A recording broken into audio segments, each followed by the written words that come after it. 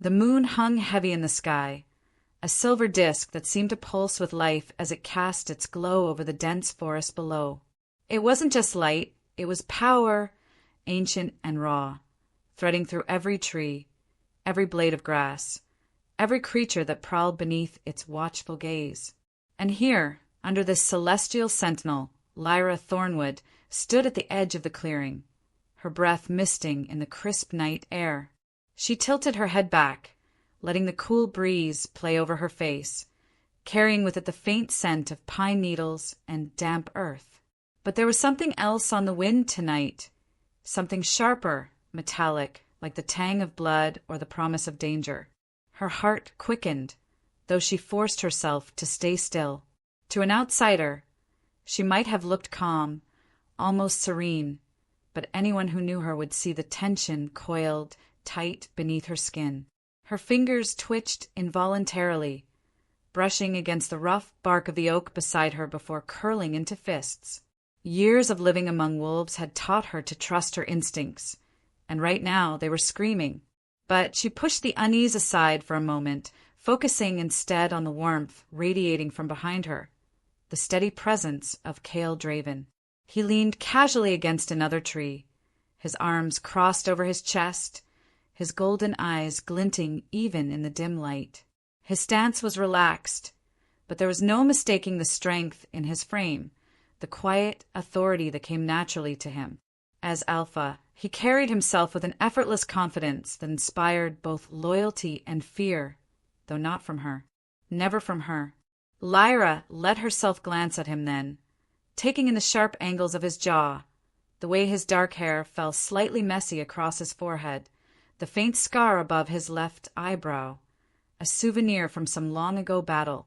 She'd traced that scar with her fingers once, teasing him about how reckless he must have been in his youth. He'd laughed, deep and low, pulling her close until their foreheads touched. "Reckless?" he'd murmured, his voice rough with amusement. "You're looking at the most cautious man alive." She smiled softly at the memory, feeling the familiar tug of affection in her chest. That was Kael, always striking a balance between fierceness and tenderness, between duty and desire. Their bond wasn't just love. It was sacred, forged in fire and tested by time. They called it the mate bond, a connection so rare and profound that many went their entire lives without experiencing it. For werewolves, it was more than romance. It was destiny, written in the stars and sealed in blood. And yet, as much as Lyra cherished what they shared, there were moments when doubt crept in. Not doubts about Kael, never about him, but about herself. Was she enough? Could she truly stand beside someone like him? Someone whose very name commanded respect? She shook her head, slightly, banishing the thought. This wasn't the time for insecurities. Tonight was about celebration, not just of their bond, but of everything they represented to the pack. Around them, the clearing buzzed with energy. Torches flickered along the perimeter, casting dancing shadows on the trunks of towering trees. The rest of the pack had gathered, their faces illuminated by the warm orange glow. Some sat cross-legged on the ground, passing around skins of spiced wine, while others stood in clusters, laughing and talking animatedly. Children darted between legs, their laughter ringing out like bells, while elders exchanged knowing smiles, their gnarled hands resting on canes carved from ashwood. It was a scene of unity, of belonging, and Lyra couldn't help but feel a swell of pride. This was her family, her home. Every member of the pack mattered, from the youngest pup to the oldest storyteller. Together, they formed something greater than the sum of their parts, a living, breathing entity bound by tradition and trust. But tradition only went so far. In recent weeks, tensions had begun to simmer beneath the surface, invisible cracks forming in the foundation of their community. Neighboring packs grew bolder, testing boundaries, pushing limits. Skirmishes erupted along the borders, leaving both sides bruised and wary. Even within their own ranks, whispers of discontent spread like wildfire. Change was coming, whether they wanted it or not, and change always brought uncertainty. Kael straightened suddenly, his posture shifting from relaxed to alert in an instant. Lyra turned to look at him, noting the subtle furrow of his brow, the way his nostrils flared as he scented the air. "What is it?" she asked quietly, her voice barely audible over the hum of conversation around them. He hesitated, his gaze scanning the treeline. "Nothing," he said finally, though the word lacked conviction. "Probably nothing." Lyra frowned, her earlier unease returning full force. If Kael sensed something, it meant trouble. He didn't get spooked easily, not unless it warranted real concern. She opened her mouth to press him further, but before she could speak, the sound of footsteps drew their attention. A young wolf emerged from the crowd, his expression sheepish as he approached them. "Alpha," he began, bowing his head respectfully. We found something." Kael's jaw tightened. "What did you find?" The young wolf glanced nervously at Lyra before answering. "Tracks near the eastern border. Fresh ones. And—" He trailed off, swallowing hard. There was blood. A ripple of unease passed through Lyra, cold and insistent. Blood meant violence, and violence meant enemies. She looked to Kael, searching his face for any sign of what he was thinking, but his expression remained carefully neutral. Too neutral. "Show me," he said simply, stepping away from the tree. Lyra followed instinctively, falling into step beside him as they moved toward the edge of the clearing. Behind them, the festivities continued unabated, oblivious to the storm brewing on the horizon. She wanted to say something, anything, to break the oppressive silence hanging between them, but the words caught in her throat. Instead, she focused on the rhythm of their footsteps, the steady cadence that mirrored the beat of her own heart. By the time they reached the eastern border, the mood had shifted entirely. The playful chatter of the pack gave way to an eerie quiet, broken only by the rustle of leaves overhead. The young wolf led them to a patch of disturbed earth, where claw marks gouged deep into the soil. Dark stains smeared across the ground, sticky and gleaming in the torchlight. Lyra crouched down, running her fingers lightly over the marks. The scent hit her immediately, sharp, acrid wrong. This wasn't one of theirs. "They weren't alone," Kael muttered, his voice low and grim. "Look at the size of these tracks. At least 3, maybe 4. Lyra nodded, her stomach twisting into knots. For rogues working together? That wasn't normal. Rogues were solitary creatures by nature, driven by survival rather than strategy. Whoever, or whatever, had left these tracks was different, more dangerous, and they'd been bold enough to come this close to pack territory. "We should call a hunt," she said, rising to her feet. "Track them down before they cause real damage."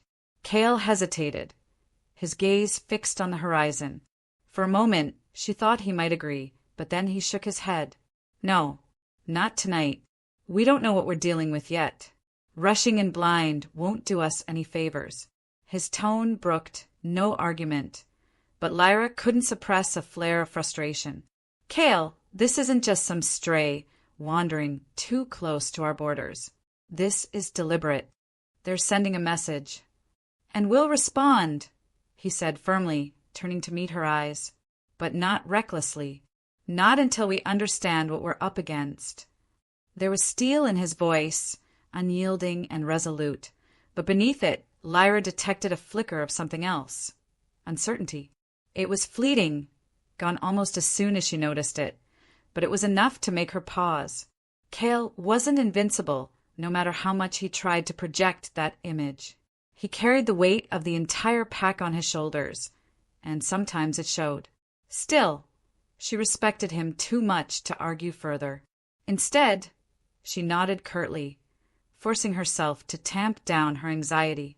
"Fine, but if they come back—" "They won't," Kael interrupted, his tone softening slightly.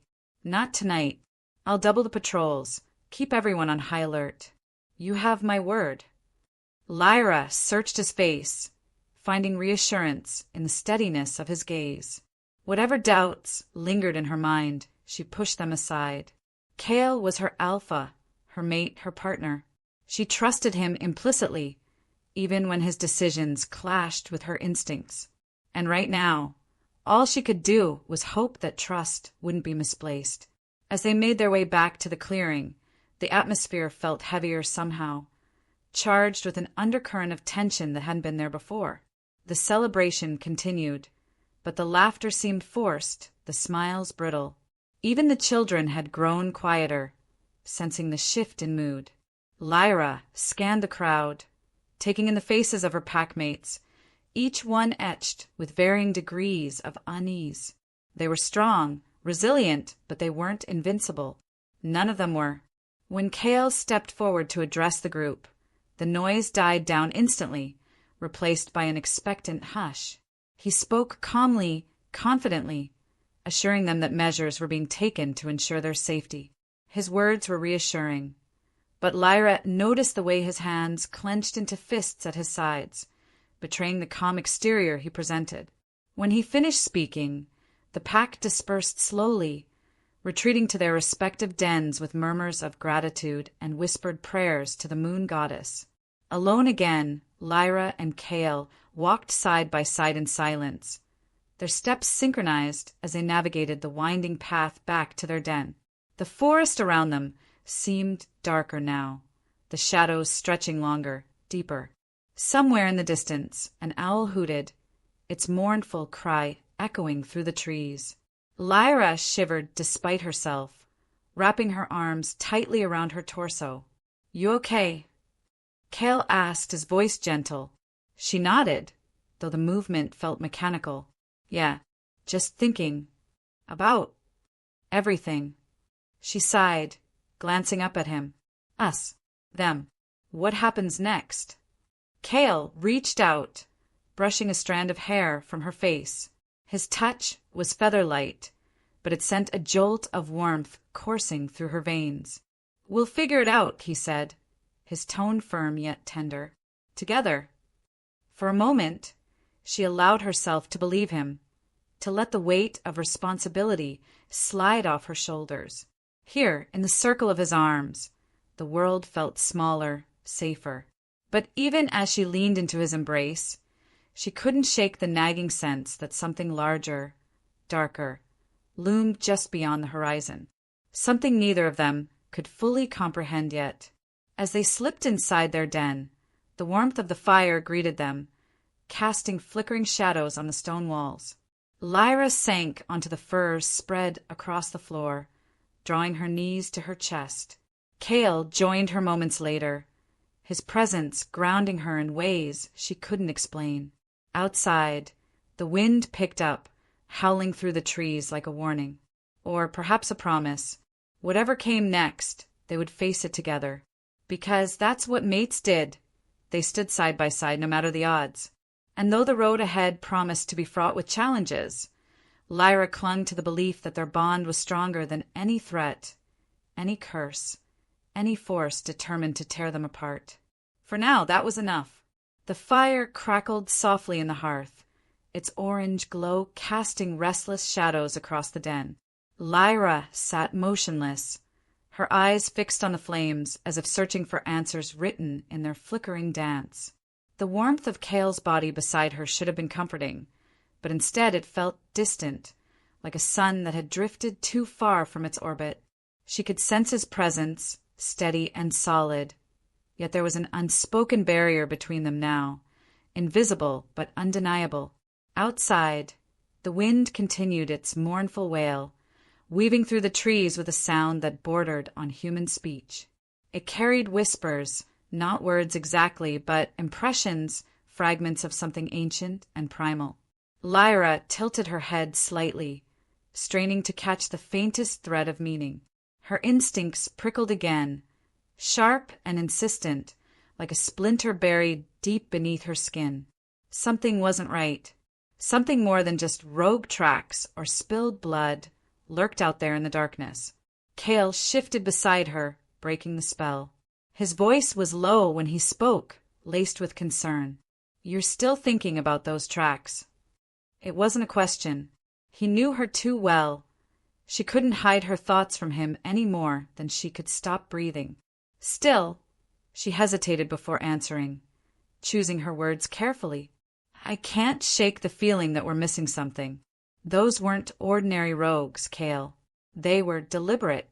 He exhaled sharply, leaning forward to rest his elbows on his knees. His golden eyes glinted in the firelight, unreadable. I know, he admitted finally, his tone clipped. But chasing shadows won't solve anything. We need facts, not hunches. Lyra bristled at the dismissiveness in his voice, though she tried to suppress it. Facts were important, yes, but so was intuition. Hadn't they both survived countless battles because they trusted their gut? Why did he seem so determined to ignore hers now? She bit back a retort, knowing better than to argue when tension already simmered between them. Instead, she focused on the weight of his words, dissecting them like a predator stalking prey. What was he really saying? Maybe I'm wrong, she said slowly, testing the waters. But what if I'm not? What if this isn't just some random attack? What if someone's trying to send us a message? Kael's jaw tightened, the muscle ticking visibly beneath his stubbled cheek. If someone wants to send a message, let them come face to face. Sneaking around the edges of our territory won't work forever. His confidence was infuriating and oddly reassuring. Lyra wanted to believe him, to trust that his strength would shield them all. But doubt gnawed at her, small and persistent. Was he being brave or reckless? Either way, she couldn't afford to sit idly by while danger circled closer. Not when lives depended on her vigilance. The silence stretched taut between them, heavy with unspoken questions. Finally, Kael broke it, his tone softer but no less resolute. Get some rest, Lyra. You're wound tighter than a bowstring. Whatever's out there, we'll deal with it tomorrow. She nodded, though her agreement felt hollow. Sleep seemed impossible under the weight of everything pressing down on her. The ominous tracks, the metallic tang of blood, the eerie whispers carried on the wind.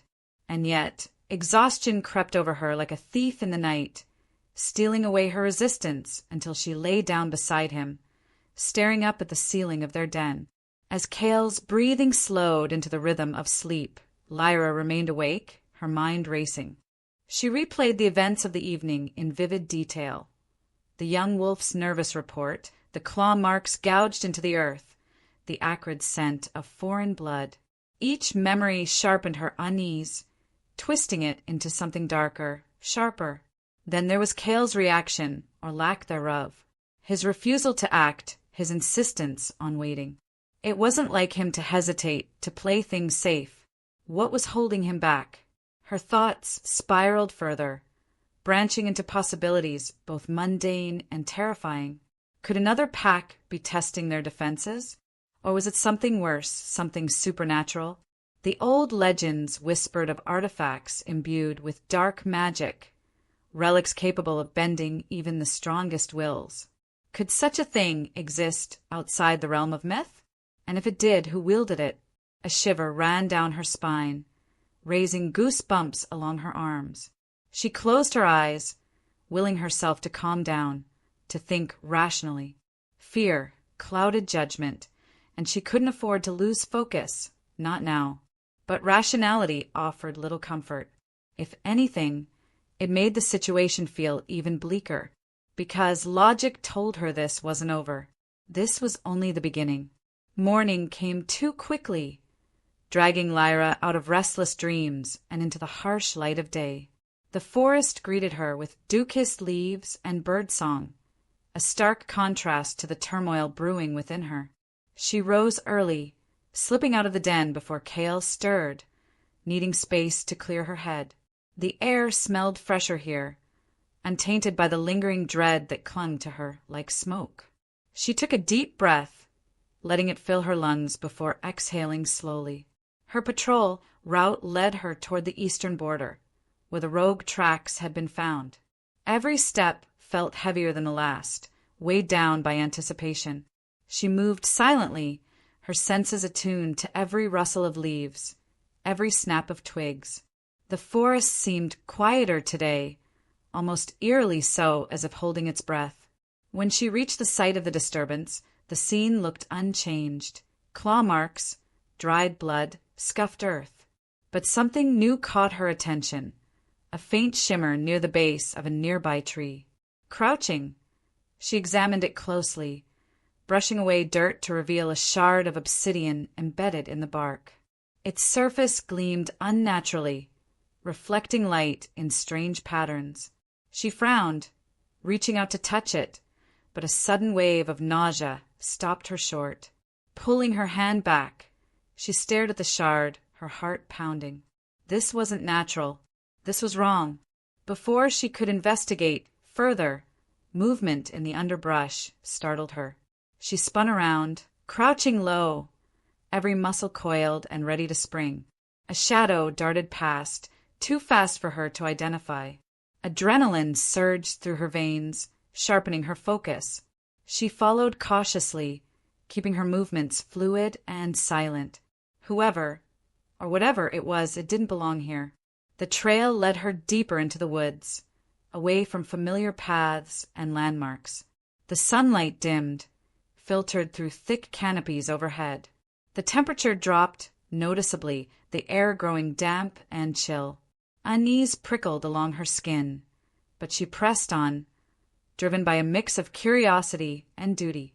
Finally, she caught sight of it, a figure cloaked in shadows, standing perfectly still amidst the trees.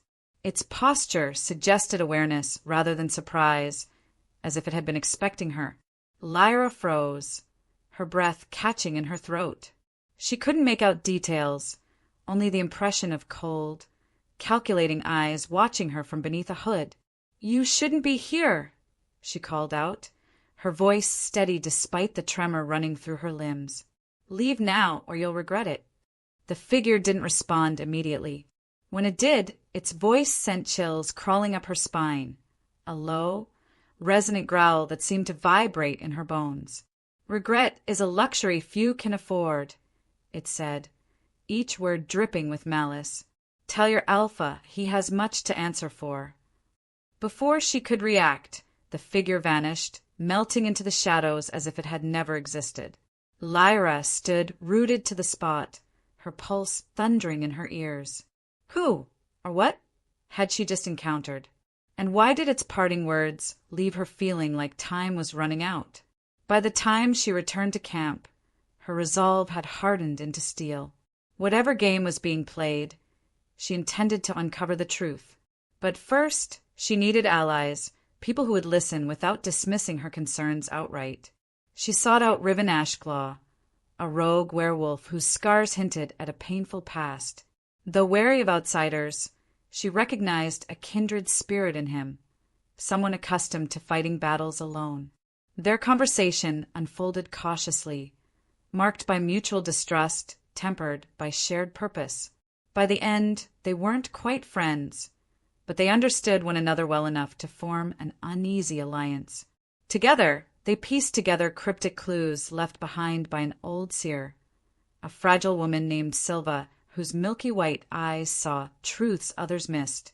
Silva's warnings painted a grim picture, a curse woven into the fabric of reality itself, targeting Kael specifically. Its effects were already manifesting. Subtle shifts in behavior, fleeting moments of confusion. Lyra listened intently, dread pooling in her stomach. If the curse succeeded, Kael wouldn't just forget her. He'd lose himself entirely. And then, without warning, disaster struck. Lyra returned to find chaos erupting throughout the pack. Wolves milled about anxiously, their usual camaraderie replaced by panic. In the center of it all stood Kael, his expression stormy and unfamiliar. His gaze swept over her, and for the first time, she saw nothing but emptiness in his eyes. "Who are you?" he demanded, his voice cold and accusing. "What have you done to my pack?" Her world shattered in an instant. Betrayal sliced through her chest like a blade, leaving her gasping for air. Before she could respond, he turned to address the crowd, his declaration ringing out loud and clear. She is no longer welcome here. Exile her. Shock rippled through the gathering, but none dared challenge their alpha's command. Lyra staggered backward, disbelief warring with despair. As the pack parted to let her pass, she locked eyes with Kael one final time, hoping against hope to see recognition flicker in his gaze.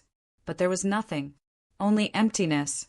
With nowhere else to go, she fled into the wilderness, tears streaming down her face as the weight of rejection crushed her soul. Behind her, the pack faded into silence, swallowed by the vastness of the forest. And somewhere in the distance, a low chuckle echoed through the trees, a sound rich with triumph and malice. Valric Shadowfang had made his move. The forest swallowed Lyra whole, its shadows stretching like skeletal fingers to drag her deeper into isolation. Each step felt heavier than the last, as if the earth itself conspired against her, pulling her down with roots of grief and betrayal. Her breath came in ragged gasps, sharp and uneven, slicing through the oppressive silence that followed her escape. Behind her, the voices of the pack had faded into nothing, a void where once there had been warmth, laughter, belonging. Now, only the rhythmic crunch of leaves beneath her boots accompanied her retreat. Her chest burned, not from exertion, but from the raw ache of Kael's words. They replayed endlessly in her mind, each syllable a dagger twisting deeper into her heart. "Who are you?" His voice had been so cold, so alien, stripped of every ounce of the tenderness she'd known for years. The man who had held her close under the moonlight, who had promised forever with his eyes and his touch, was gone, replaced by someone unrecognizable, someone who saw her not as his mate but as an enemy. She stumbled over a fallen branch, catching herself just before she hit the ground. Pain shot through her palms as they scraped against rough bark, but it barely registered. Physical pain was fleeting. This emptiness inside her felt eternal. She pressed her hands to her face, trying to wipe away tears that refused to stop falling. Her vision blurred, the world around her dissolving into streaks of green and gold filtered through sunlight. But even blind, she could feel the weight of his rejection pressing down on her, suffocating. Kael's final declaration echoed loudest. She is no longer welcome here. Exile her. Those words weren't just spoken. They were hurled at her, weapons meant to wound. And they had. Every single one found its mark, piercing straight through her soul. She remembered the stunned silence of the pack, how their faces mirrored disbelief, pity, fear. No one moved to defend her, not even those who had called her friend, sister, confidant. They stood frozen, paralyzed by loyalty to their alpha, or perhaps by fear of what might happen if they dared defy him. That silence hurt almost as much as Kael's words. It wasn't supposed to be like this. The pack was family. Families didn't turn their backs. Families fought for each other, bled for each other. Yet here she was, cast out without hesitation, abandoned by the very people she'd sworn to protect, by the man she'd loved more than life itself. Lyra sank to her knees, overwhelmed by the sheer magnitude of loss crashing over her. The ground beneath her was damp, cool against her skin, but it offered no comfort. Nothing could. She wrapped her arms around herself, rocking slightly as sobs racked her body. Her throat felt raw, her cries muffled by the dense canopy above. Somewhere far off, a bird screeched, a sound so piercing it made her flinch. Even nature seemed to mock her despair. Time lost all meaning. Minutes stretched into hours, or maybe seconds. All she knew was the agony consuming her, leaving her hollowed out and broken. When the tears finally subsided, she was left with a numbness that terrified her more than the pain. This wasn't grief, it was surrender. A quiet voice whispered in the back of her mind, cruel and relentless. "You're alone now." No. She shook her head violently, forcing herself to stand despite the trembling in her legs. She wouldn't give in to that voice. She couldn't. If Kael didn't remember her, if the pack refused to see her, then she would have to find strength within herself. Survival depended on it, but survival wasn't enough. Not anymore. She clenched her fists, nails digging into her palms until she felt the sting of fresh blood. Survival was for cowards. What she needed was purpose, a reason to keep moving forward when everything inside her screamed to lie down and let the wilderness claim her. And suddenly, clarity cut through the fog of despair like lightning splitting the sky. This wasn't just about her. This was about Kael, about the pack. Whatever dark force had taken hold of him, whatever curse poisoned his mind, it threatened them all. If she gave up now, she wasn't just abandoning herself. She was abandoning everyone who relied on him, everyone who trusted him, everyone who loved him. The thought ignited a spark of determination deep within her chest. It flickered weakly at first, struggling to catch flame amidst the wreckage of her emotions. But it was there, stubborn and defiant. She fanned it with memories of happier times, the way Kael's laugh used to rumble through her like thunder, the way his hand fit perfectly in hers, the way he looked at her as though she were the center of his universe. Those moments weren't gone. They couldn't be erased completely, not unless she allowed them to be. "I won't let you win," she whispered aloud, her voice hoarse but resolute. Whether she spoke to the curse, to Valric, or to some unseen force lurking in the shadows, she didn't know, nor did she care. What mattered was the vow she made in that moment to fight, to endure, to reclaim what had been stolen. With renewed resolve, Lyra pushed herself onward, putting one foot in front of the other until the ache in her muscles drowned out the ache in her heart. The forest shifted around her, growing denser, darker. Sunlight filtered through the trees in fragmented beams, casting eerie patterns on the forest floor. The air grew colder, carrying with it the faint scent of decay. She shivered, wrapping her arms tighter around herself, but kept moving. Stopping wasn't an option. As dusk settled over the land, the sounds of the forest changed. Daytime birdsong gave way to nocturnal creatures stirring in the underbrush. Crickets chirped incessantly, their rhythm hypnotic yet unsettling. Shadows lengthened, merging into pools of blackness that seemed alive, shifting and writhing like living things.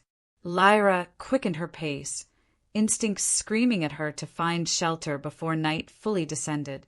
Predators prowled these woods after dark, both animal and otherwise. She couldn't afford to be caught unprepared. Eventually, she stumbled upon a small clearing surrounded by towering pines. At its center stood the charred remains of a fire pit, evidence that others had sought refuge here before. Crouching beside it, she examined the ashes, noting how dry and brittle they were. Whoever had been here last hadn't visited recently. Still, the site offered some semblance of safety. Gathering fallen branches, she set about building a fire, her movements mechanical but efficient. Soon, flames licked hungrily at the kindling, casting flickering light across the clearing. She sat cross-legged near the fire, staring into its depths as exhaustion began to take its toll. Her body ached, her eyelids drooping despite her efforts to stay alert. Sleep beckoned, tempting her with promises of escape. But sleep also brought dreams, and dreams meant facing Kael again, hearing his voice, seeing his face, reliving the moment he turned his back on her. She wasn't ready for that. Maybe she never would be. Instead, she focused on the present, cataloging her surroundings with meticulous detail. The crackle of burning wood, the faint rustle of leaves overhead, the distant call of an owl. These sounds grounded her, anchoring her to reality when everything else felt surreal. For the first time since fleeing the pack, she allowed herself to acknowledge the enormity of what lay ahead. Alone, injured, hunted, her chances of succeeding were slim at best. But failure was an option, not when so much rested on her shoulders. A sudden noise snapped her attention back to the present. Something moved in the trees beyond the clearing, disturbing the natural rhythm of the forest. She rose silently, her muscles tense and coiled, ready to spring, her senses sharpened, attuned to every nuance of the environment. The movement came again, closer this time. Branches snapped underfoot, careless and loud. Whoever, or whatever it wasn't trying to hide. Lyra's breath hitched as a figure emerged from the shadows, stepping into the circle of firelight. Her heart leapt into her throat, hope and dread colliding in a violent surge of emotion. For a split second, she thought it might be Kael, drawn to her somehow despite the curse. But as the figure stepped closer, the illusion shattered. It wasn't Kael. It was worse. Valric Shadowfang stood before her, his presence filling the clearing like a storm cloud blotting out the stars.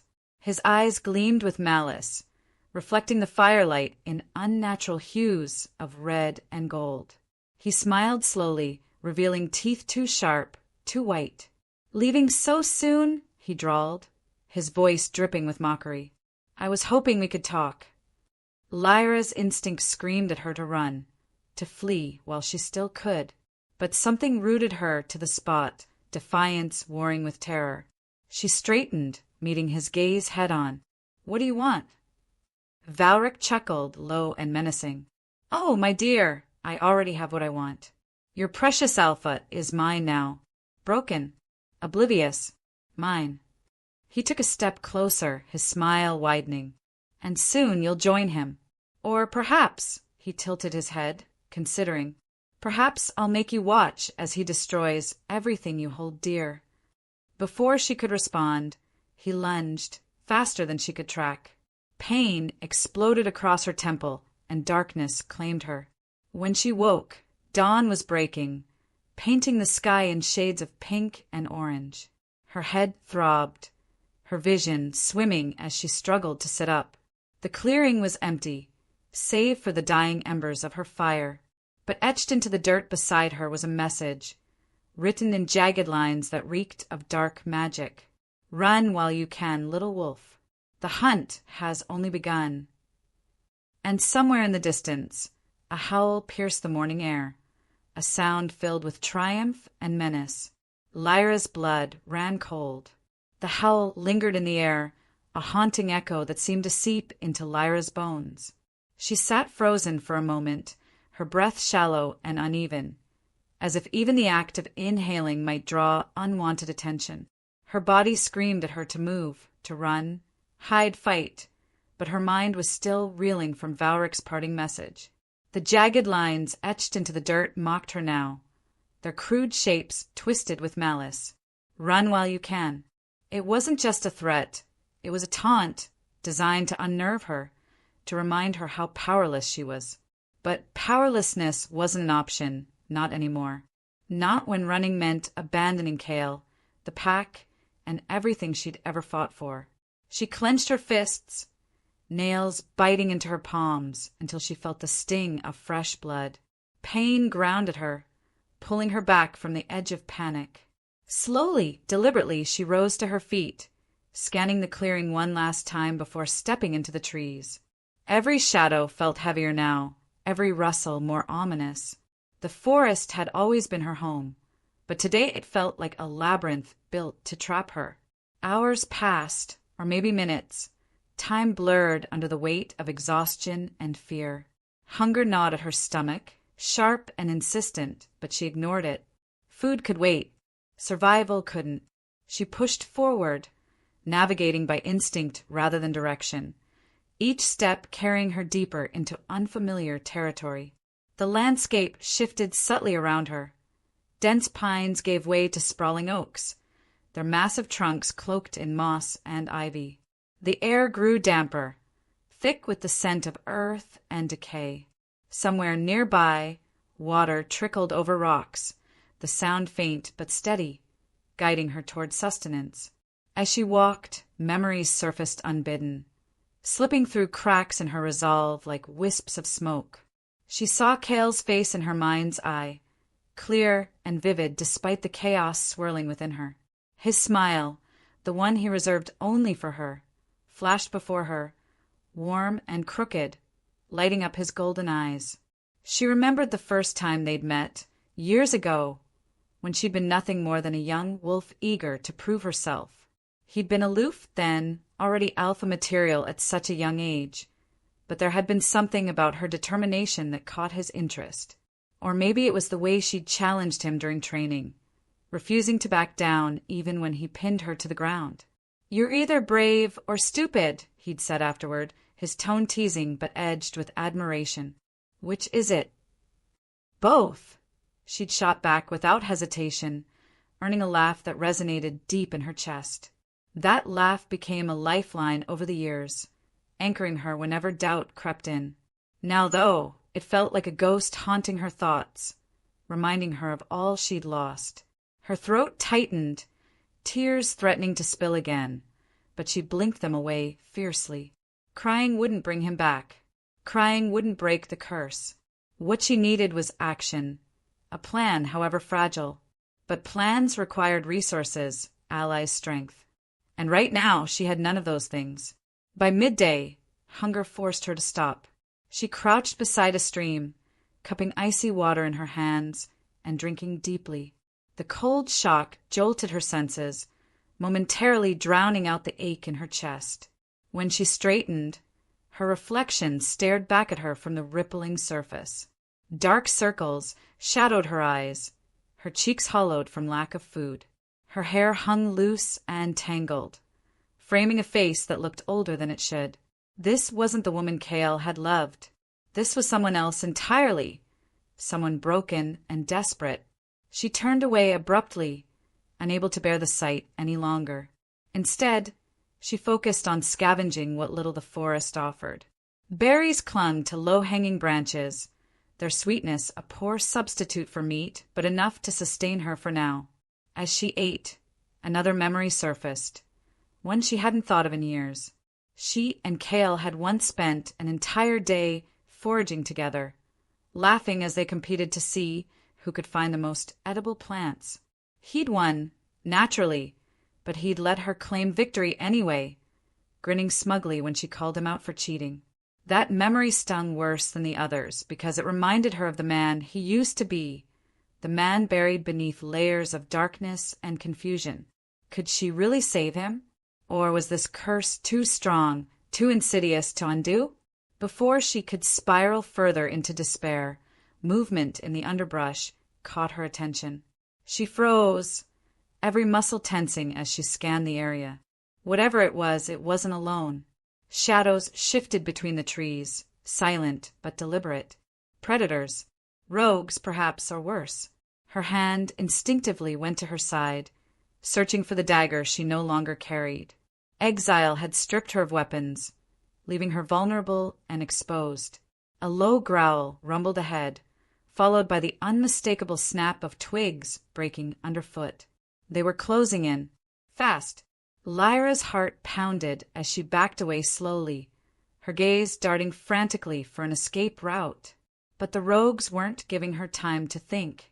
One lunge from the bushes, teeth bared, claws extended. She sidestepped just in time, narrowly avoiding its strike, but two more emerged behind her, cutting off her retreat. Trapped. For a heartbeat, terror paralyzed her. Then survival kicked in, primal and fierce. She dropped low, sweeping her leg out to knock the nearest rogue off balance. It stumbled, giving her precious seconds to pivot and face the others. Her movements were clumsy, fueled by adrenaline rather than skill, but desperation made her dangerous. She landed a punch to one rogue's jaw, feeling bone crunch beneath her knuckles. Another grabbed her arm, yanking her backward, but she twisted free, using its momentum against it. And then, just as quickly as the attack began, it ended. A blur of motion tore through the rogues, swift and lethal. Claws slashed, fangs sank into flesh, and snarls filled the air. Within moments, the attackers lay dead or retreating, vanishing into the shadows as swiftly as they'd come. Lyra staggered backward, her chest heaving, her legs trembling beneath her. Only when the dust settled did she realize who, or what, had saved her. Riven Ashclaw stood amidst the carnage, his posture relaxed but alert, his amber eyes gleaming with quiet intensity. Blood smeared his hands and forearms, but he didn't seem bothered by it. If anything, he looked almost bored. "You're lucky I was passing through," he said, his voice rough and clipped. "Those rogues would have torn you apart." Lyra stared at him, her emotions warring between gratitude and suspicion. She remembered their earlier encounter, the wary alliance they'd formed before her exile, but seeing him now felt surreal. Riven was a rogue himself, an outsider with scars that told stories she couldn't begin to imagine. Trusting him felt like leaning on a splintered branch. But what choice did she have? "I didn't ask for your help," she said finally, her tone defensive despite the tremor in her voice. He raised an eyebrow, unimpressed. "Didn't look like you were handling it well on your own." His words stung, not because they were false, but because they were true. She hated admitting weakness, especially to someone like Riven. Still, pride wouldn't keep her alive. "Fine," she muttered, looking away. "Thanks." To her surprise, he didn't press the matter. Instead, he crouched beside one of the fallen rogues, examining its wounds with clinical detachment. "These aren't ordinary scavengers," he said after a moment, his tone sharper. "They were sent." Lyra's stomach dropped. "Sent? By whom? Valric? Or someone else?" She opened her mouth to respond, but Riven cut her off, rising to his full height. "We need to move. Whoever sent them will know we're here soon enough." She hesitated, torn between caution and curiosity. Going with him meant trusting him, and putting herself in harm's way yet again. But staying put meant waiting for the next ambush. Reluctantly, she nodded. "Lead the way." They moved quickly, weaving through the forest with practiced ease. Riven set a punishing pace, his long strides eating up the distance, but Lyra matched him step for step, refusing to show weakness. Silence stretched between them, broken only by the occasional rustle of leaves or distant cry of a bird. Yet, even in silence, there was tension, an unspoken understanding that neither fully trusted the other, but both had reasons to cooperate. Eventually, they reached a hidden alcove carved into the base of a cliff. Overgrown vines concealed the entrance, making it nearly invisible unless you knew where to look. Inside, the space was surprisingly spacious, lit dimly by shafts of sunlight filtering through cracks in the rock. A makeshift bed of furs occupied one corner, while tools and supplies were scattered haphazardly across the floor. "This is your den?" Lyra asked, her tone skeptical. Riven shrugged, dropping onto the furs with casual indifference. "It's safe. For now." Safe wasn't exactly reassuring, but it was better than nothing. She sank down opposite him, her muscles protesting the sudden stillness. Exhaustion weighed heavily on her shoulders, dragging her eyelids shut despite her best efforts to stay alert. Across from her, Riven studied her intently, his expression unreadable. "You're stronger than you look," he said after a pause, his voice softer than before. "Most wolves would have cracked under pressure like yours." She laughed bitterly, shaking her head. "Strong doesn't mean invincible." "No," he agreed, his gaze flickering to the scars crisscrossing his own arms. "But it means you keep going anyway." His words struck a chord, resonating deep within her chest. Keep going. That's all she could do, for Kael, for the pack, for herself. Failure wasn't an option. Not yet. But as night fell and the forest grew quiet, Lyra couldn't shake the feeling that danger lurked just beyond the horizon. And somewhere in the darkness, Valric Shadowfang watched, waiting for his next move. Suddenly, the ground trembled beneath them, sending vibrations rippling through the alcove. Outside, the wind picked up, howling through the trees like a banshee. Riven bolted upright, his eyes narrowing as he listened intently. "That's not natural," he muttered, moving toward the entrance. Lyra followed, dread pooling in her stomach. Beyond the vines, The forest writhed with unnatural energy. Trees swayed violently, their branches clawing at the sky. Shadows danced erratically, forming shapes that shouldn't exist. And then, from the heart of the chaos, a single word echoed, loud and guttural. Mine. Before either of them could react, a figure stepped into view. A silhouette wreathed in darkness, its presence suffocating. Lyra's blood ran cold. Valric had found her, and this time he wasn't alone. The figure emerged from the chaos like a specter birthed from the forest itself. Valric Shadowfang stood tall, his silhouette framed by writhing shadows that seemed alive, twisting and curling around him as though feeding off his malice. His eyes burned with an unnatural light, red and gold flames flickering in their depths, and his lips curled into a cruel smile that sent shivers crawling up Lyra's spine. Behind him, more shapes materialized. Rogues, their forms distorted by dark energy, their movements jerky and unnatural. They weren't just wolves. They were something else entirely, twisted and corrupted. Lyra's breath hitched, her body instinctively tensing as she stepped back toward the alcove. Her mind raced, searching for options, but there were none. She was outnumbered, outmatched, and cornered. Beside her, Riven shifted slightly, his posture deceptively relaxed but radiating readiness. He didn't speak, didn't move to draw attention to himself. Not yet, but she could feel the tension coiled within him, a predator waiting for the perfect moment to strike. "Well, well," Valric purred, his voice dripping with mockery as he advanced. "What do we have here?"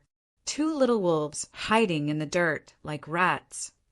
His gaze swept over them, lingering on Lyra with predatory satisfaction. "I must admit, I'm impressed you survived this long, but it ends now." Riven's hand shot out, gripping Lyra's wrist before she could lunge forward. She turned to glare at him, but his expression stopped her cold. His eyes were sharp, calculating, silently urging restraint. As much as every fiber of her being screamed to fight, to claw and bite and tear until Valric bled, she forced herself to stay still. Trust wasn't easy, not with him, not after everything, but his grip steadied her, grounding her when panic threatened to take over. "You're outnumbered, Shadowfang," Riven said evenly, stepping forward to shield Lyra partially. His voice carried no fear, only quiet menace. "Even you can't win against both of us." Valric chuckled, low and menacing, the sound reverberating through the clearing like thunder. "Oh, my dear Ashclaw, always so confident. Tell me, how does it feel knowing your scars mean nothing to me?" He gestured lazily to the rogues flanking him, their glowing eyes fixed hungrily on Riven. "These creatures don't care about your past. They'll rip you apart all the same." For a split second, something flickered across Riven's face. Pain, anger, vulnerability, but it vanished almost instantly, replaced by steely resolve. Lyra watched him closely, noting the way his jaw tightened, the faint tremor in his hands. Whatever Valric had referenced cut deep, deeper than she'd realized. And suddenly she understood. Riven wasn't just fighting for revenge or survival. He was fighting to reclaim pieces of himself long thought lost. "Let's see if they're as eager once they taste my claws," Riven growled, shifting into a crouch. His muscles rippled beneath his skin, ready to spring. But before he could act, Lyra placed a hand on his shoulder, halting him. "No," she said firmly, her voice steady despite the storm raging inside her. "We do this together, or not at all." Her words hung in the air, heavy with meaning. For a moment, neither man nor wolf moved, the tension between them crackling like static electricity. Then, slowly, Riven nodded, his expression softening ever so slightly. It wasn't trust, not fully, but it was enough. Enough to stand side by side, enough to face whatever came next. Valric's laughter shattered the fragile truce, harsh and grating. "How touching," he sneered. "Two broken souls clinging to each other like lifelines." How poetic! He raised one hand, finger splayed, and the rogue surged forward, snarling and snapping, their movements eerily synchronized. The first wave hit hard and fast, forcing Lyra and Riven to split apart to cover more ground. Lyra ducked under a rogue swipe, driving her elbow into its ribs with brutal efficiency. Pain exploded across her knuckles as she punched another in the jaw, sending it stumbling backward. But for every rogue she felled, two more took its place, their endless onslaught relentless. Out of the corner of her eye, she caught glimpses of Riven's fight, a blur of motion and fury. He moved with precision, every strike calculated, every movement deliberate. Blood stained his arms, both his and theirs, but he showed no signs of slowing. Still, even he couldn't hold them off forever. "We need to retreat," Lyra shouted, dodging another attack. "Now." Riven hesitated, glancing at her briefly before nodding. Together, they fought their way toward the alcove, using the narrow entrance to their advantage. Lyra hurled a rock at one rogue, stunning it long enough for Riven to deliver a fatal blow. Another lunged at her, teeth bared, but she sidestepped at the last second, grabbing a fallen branch and swinging it with all her strength. The crack of wood against bone echoed loudly, followed by a yelp of pain. Finally, they reached the safety of the alcove, collapsing inside as the remaining rogues prowled just beyond the threshold. Their glowing eyes pierced the darkness, watching, waiting. Neither Lyra nor Riven spoke as they caught their breath, their chests heaving in unison. Outside, Valric's voice rang out calm and mocking. "Run while you can, little wolves. This isn't over." When the sounds of pursuit faded, leaving only the oppressive silence of the forest, Lyra sank to the ground, her legs giving out beneath her. Her hands trembled uncontrollably, whether from adrenaline or exhaustion. She couldn't tell. Across from her, Riven leaned against the wall, his head tilted back, his eyes closed. He looked older somehow, wearier, as though the weight of centuries pressed down on his shoulders. Neither of them moved for several minutes, content to simply exist in the aftermath of violence. Eventually, Lyra broke the silence, her voice barely above a whisper. "Why does he hate you?" Riven opened his eyes, meeting her gaze steadily. For a moment, she thought he wouldn't answer. Then, slowly, he began to speak, his words measured and clipped. "Years ago, before you were born, Valric sought power. He found it in an artifact older than our kind, an obsidian mirror etched with runes, capable of bending minds and breaking bonds." His voice hardened, bitterness seeping into every syllable. "He used it to destroy my pack, turn them against me, made them forget who I was. By the time I escaped, there was nothing left." Lyra listened intently, her heart aching for the pain etched into his tone. She'd known Riven carried scars, but hearing the truth, the depth of his loss, made her chest tighten.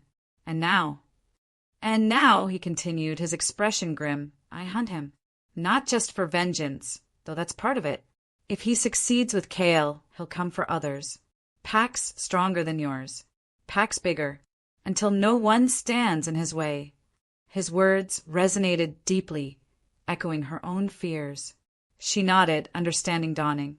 This wasn't just about saving Kael anymore. It was about stopping Valric before he unleashed devastation on a scale neither of them could imagine. "I won't let him win," she said finally, her voice firm despite the tremor beneath it. "Not while I'm still breathing." Riven studied her for a long moment, his amber eyes searching hers. Whatever he saw must have satisfied him, because he gave a small, almost imperceptible nod. "Good, because you'll need that fire where we're going." "Where are we going?" she asked, dread pooling in her stomach. "To find answers," he replied, rising to his feet. "There's someone who might know how to break the curse. Someone dangerous." Lyra frowned, suspicion creeping in. "Dangerous how?" Riven's smile was thin, humorless.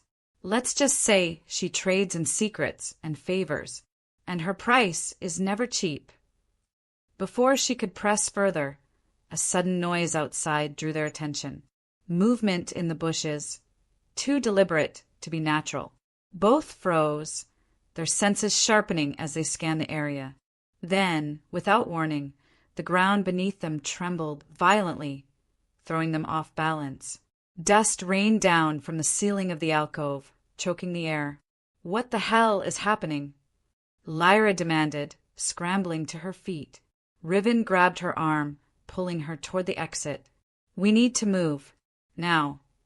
They burst out into the open, only to find the forest transformed. Trees bent unnaturally, their branches reaching skyward like skeletal hands. Shadows writhed across the ground, forming shapes that shifted and twisted into grotesque forms. At the center of it all stood Valric, his arms raised high, chanting in a language neither of them recognized. The air shimmered around him, thick with dark magic. "He's summoning something," Riven muttered, his grip tightening on Lyra's arm. "Something big."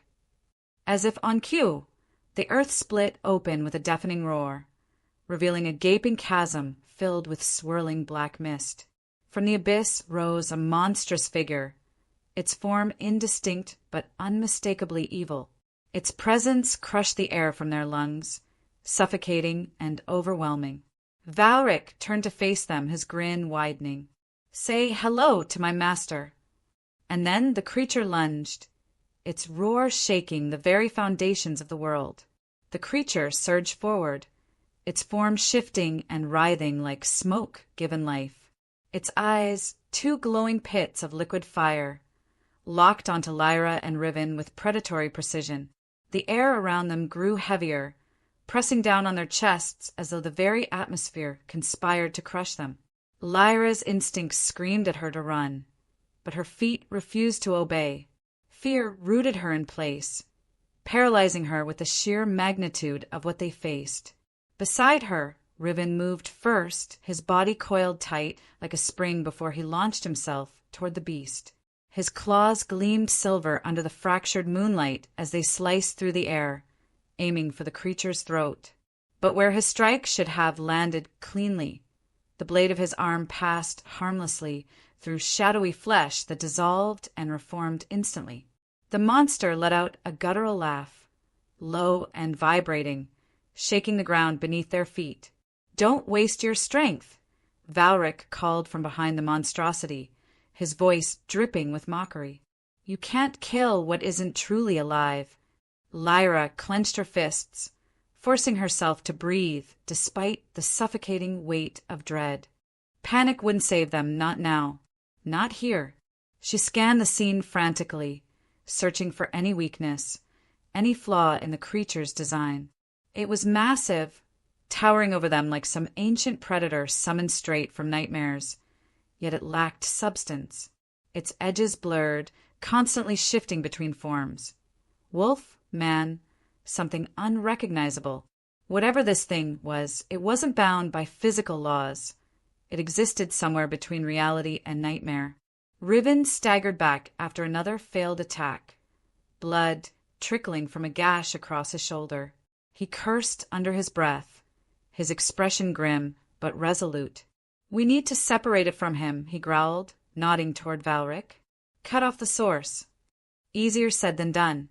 Valric stood at the edge of the chasm, his arms still raised high, chanting words that twisted into the air like living serpents. The connection between him and the creature pulsed visibly now, a tendril of black energy linking them together. Destroying one meant destroying the other, or so it seemed. Lyra's mind raced, piecing together fragments of information. This wasn't just about brute force. It never had been. Magic governed this battlefield, dark and ancient and cruel. To win, they needed to fight smarter, not harder. And then it hit her, the mirror. The artifact Riven had mentioned earlier, the one Valric used to destroy his pack. If Valric drew power from it, maybe breaking it would sever the link. She turned sharply to Riven, grabbing his arm to get his attention. "Where is the mirror?" she demanded, her voice sharp with urgency. His brow furrowed, confusion flickering across his face. "What?" "The mirror. The artifact he used against you. Is it here? Is it close?" Understanding dawned in his eyes, followed quickly by doubt. "Even if we find it, how do you plan to break it? That thing doesn't shatter easily." "We don't have time to debate this," she snapped, her tone leaving no room for argument. "Tell me where it is, or we're dead anyway." For a moment he hesitated, weighing her determination against the odds stacked against them. Then, with a resigned sigh, he pointed deeper into the forest. Northwest, about 3 miles, in an abandoned shrine buried underground. But getting there won't be easy. She didn't wait for further explanation. Without another word, she bolted into the trees, weaving through shadows and dodging snapping branches. Behind her, she heard Riven shout something unintelligible, but she ignored him. Every second counted. If Valric completed whatever ritual he'd started, there might not be a pack left to save. Underscore, underscore, underscore, underscore, underscore, underscore, underscore,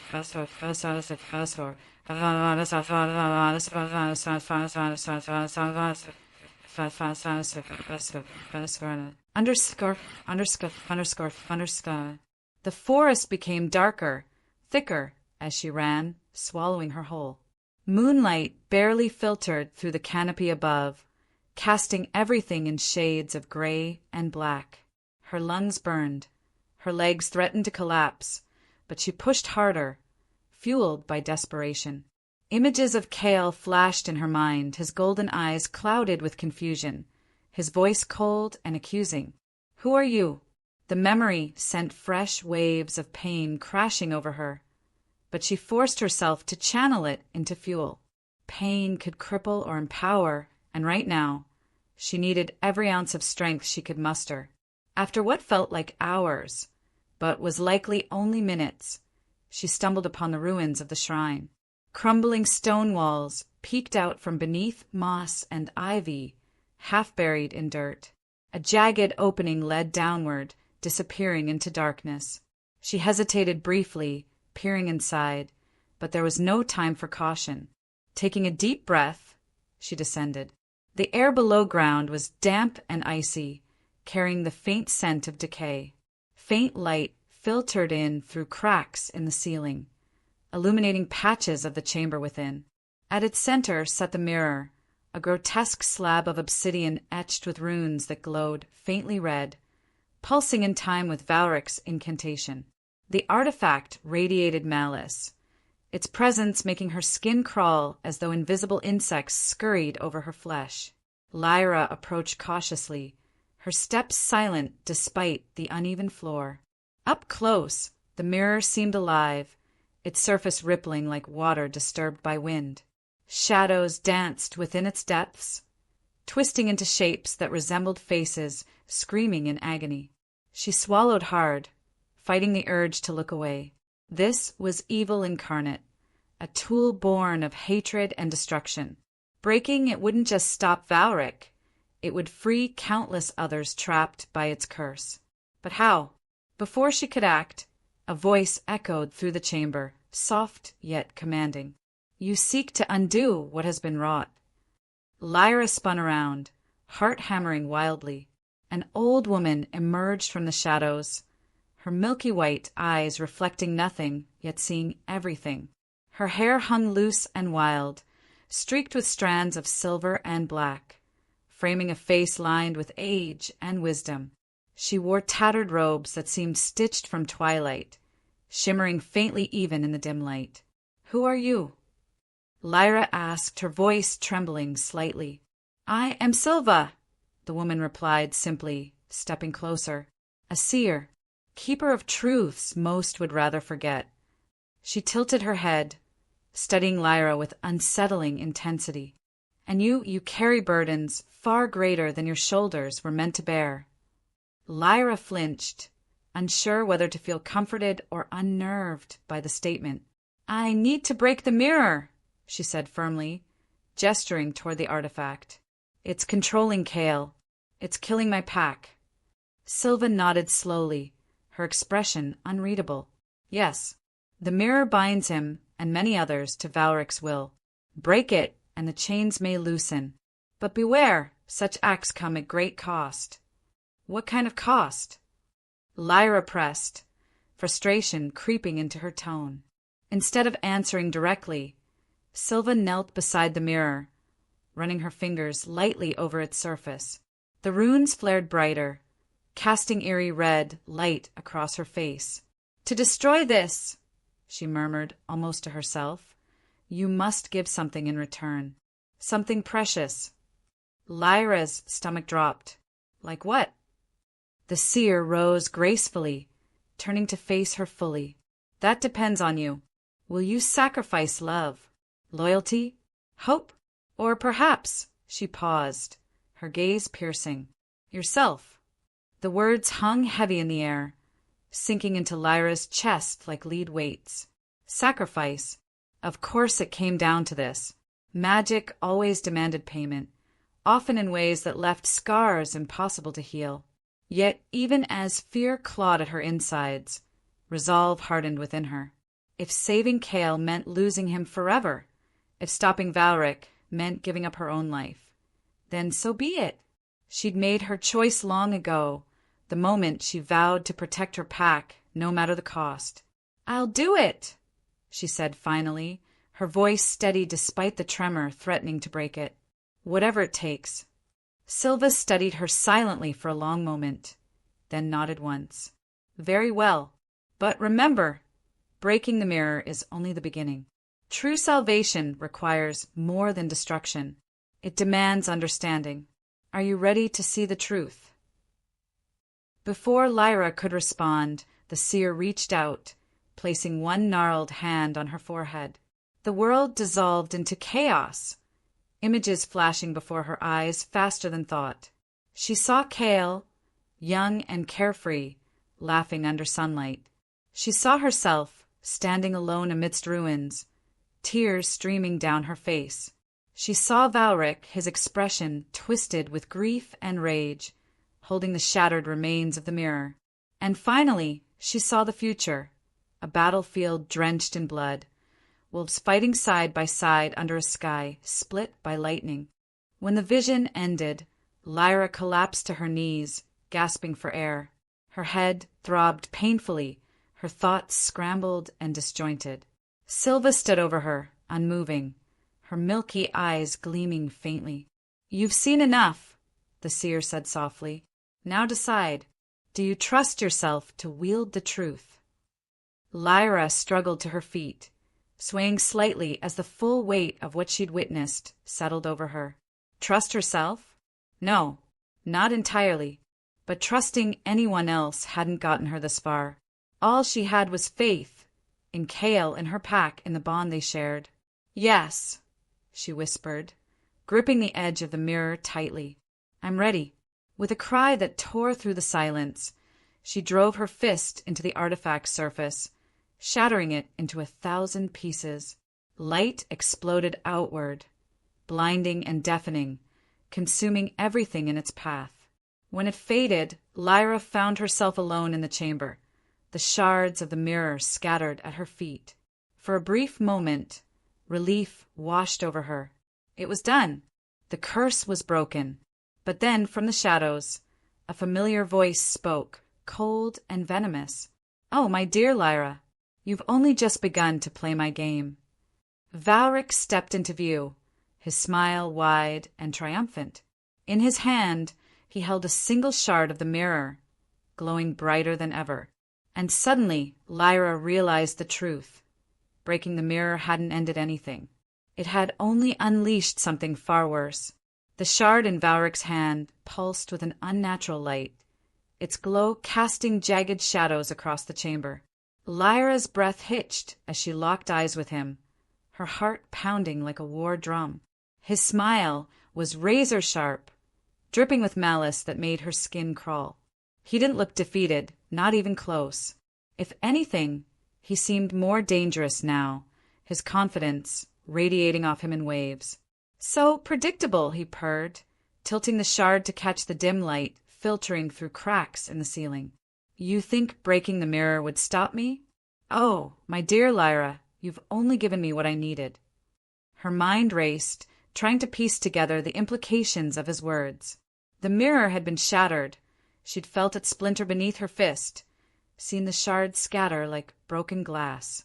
Yet here he stood, holding one fragment as though it held all the power in the world. And maybe it did. Whatever magic bound the artifact hadn't disappeared. It had merely shifted, concentrated into this single piece. Valric stepped closer, his movements deliberate and unhurried, as if savoring every second of her growing dread. This shard, he continued, his voice smooth and mocking, is the key to everything. With it, I can rewrite reality itself. Erase your precious Kael from existence. Make your pack forget they ever existed. He paused, letting the weight of his threats sink in before adding, almost casually, or worse. Lyra's fists clenched at her sides, nails digging into her palms until she felt the sting of blood. She wanted to lash out, to tear that smirk off his face, but something deeper held her back, an instinctive understanding that rash actions would only play into his hands. Instead, she forced herself to speak, her voice steady despite the storm raging inside her. What do you want? His laughter echoed through the chamber, cold and grating, sending shivers crawling up her spine. What I want is simple: control, power, revenge. But most importantly, he leaned in, his golden red eyes gleaming with cruel amusement, I want you to watch as everything you love crumbles around you. Before she could respond, the ground beneath them trembled violently, throwing her off balance. Dust rained down from the ceiling, choking the air as cracks spiderwebbed across the stone walls. Valric straightened, tucking the shard safely into a pouch at his side. Enjoy the ruins, little wolf. You won't survive long enough to see what comes next. With that, he turned on his heel and vanished into the shadows, leaving Lyra alone amidst the collapsing chamber. Panic surged through her veins, but she forced herself to focus, scanning the area for an escape route. The entrance she'd used to enter was blocked by fallen debris, forcing her to search for another way out. Her gaze landed on a narrow tunnel carved into the far wall, partially obscured by ivy and moss. It wasn't much, but it was her only option. She sprinted toward it, just as another tremor rocked the chamber, dislodging chunks of stone that crashed to the ground behind her. Ducking low, she squeezed through the opening, emerging into a labyrinthine network of tunnels that stretched endlessly into darkness. The air here was colder, damp with the scent of earth and decay. Every step echoed loudly, reverberating off the walls and making her hyper-aware of how vulnerable she was. Without Riven by her side, she felt exposed, fragile, and yet there was no turning back. Underscore, underscore, underscore, underscore, underscore, underscore, underscore.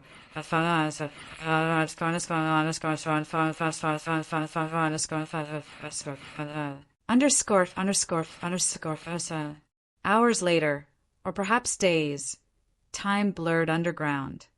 Lyra stumbled into a clearing bathed in pale moonlight. She collapsed onto her knees, gasping for breath as exhaustion overwhelmed her.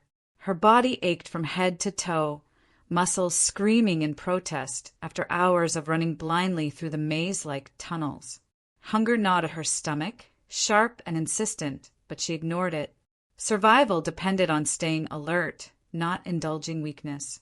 As she caught her breath, she noticed movement in the periphery of her vision.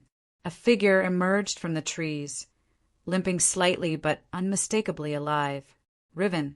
Relief flooded through her, followed quickly by guilt. She should have known he wouldn't abandon her, not after everything they'd been through. Still, seeing him now, battered and bruised but still standing, filled her with a strange mix of gratitude and shame. "You're alive," she said finally, her voice hoarse from lack of use. He raised an eyebrow, his expression unreadable. Surprised? "No," she admitted, shaking her head. just glad. For a moment, neither spoke, the silence between them heavy with unspoken emotions. Then, slowly, Riven sank to the ground beside her, wincing as he adjusted his injured leg. Blood seeped through makeshift bandages, wrapped tightly around his thigh, staining the fabric dark red. Despite his injuries, his amber eyes remained sharp, focused. "Did you break it?"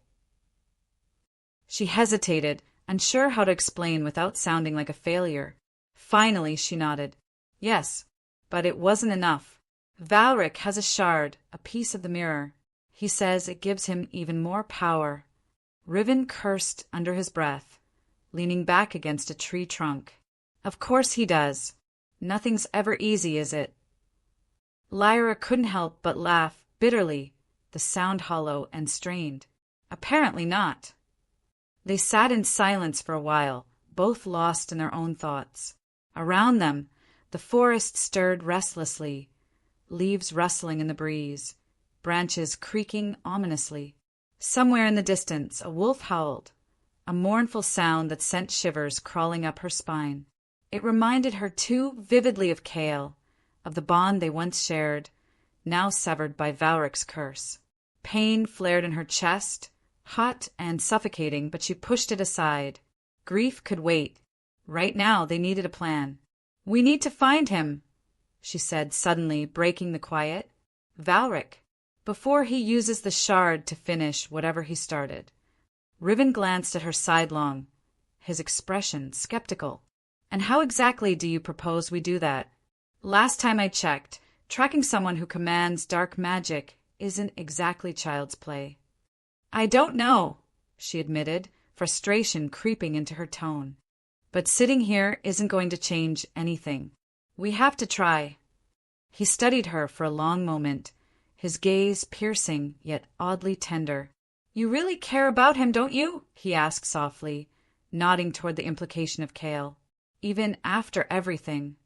Her throat tightened, tears threatening to spill despite her best efforts to hold them back.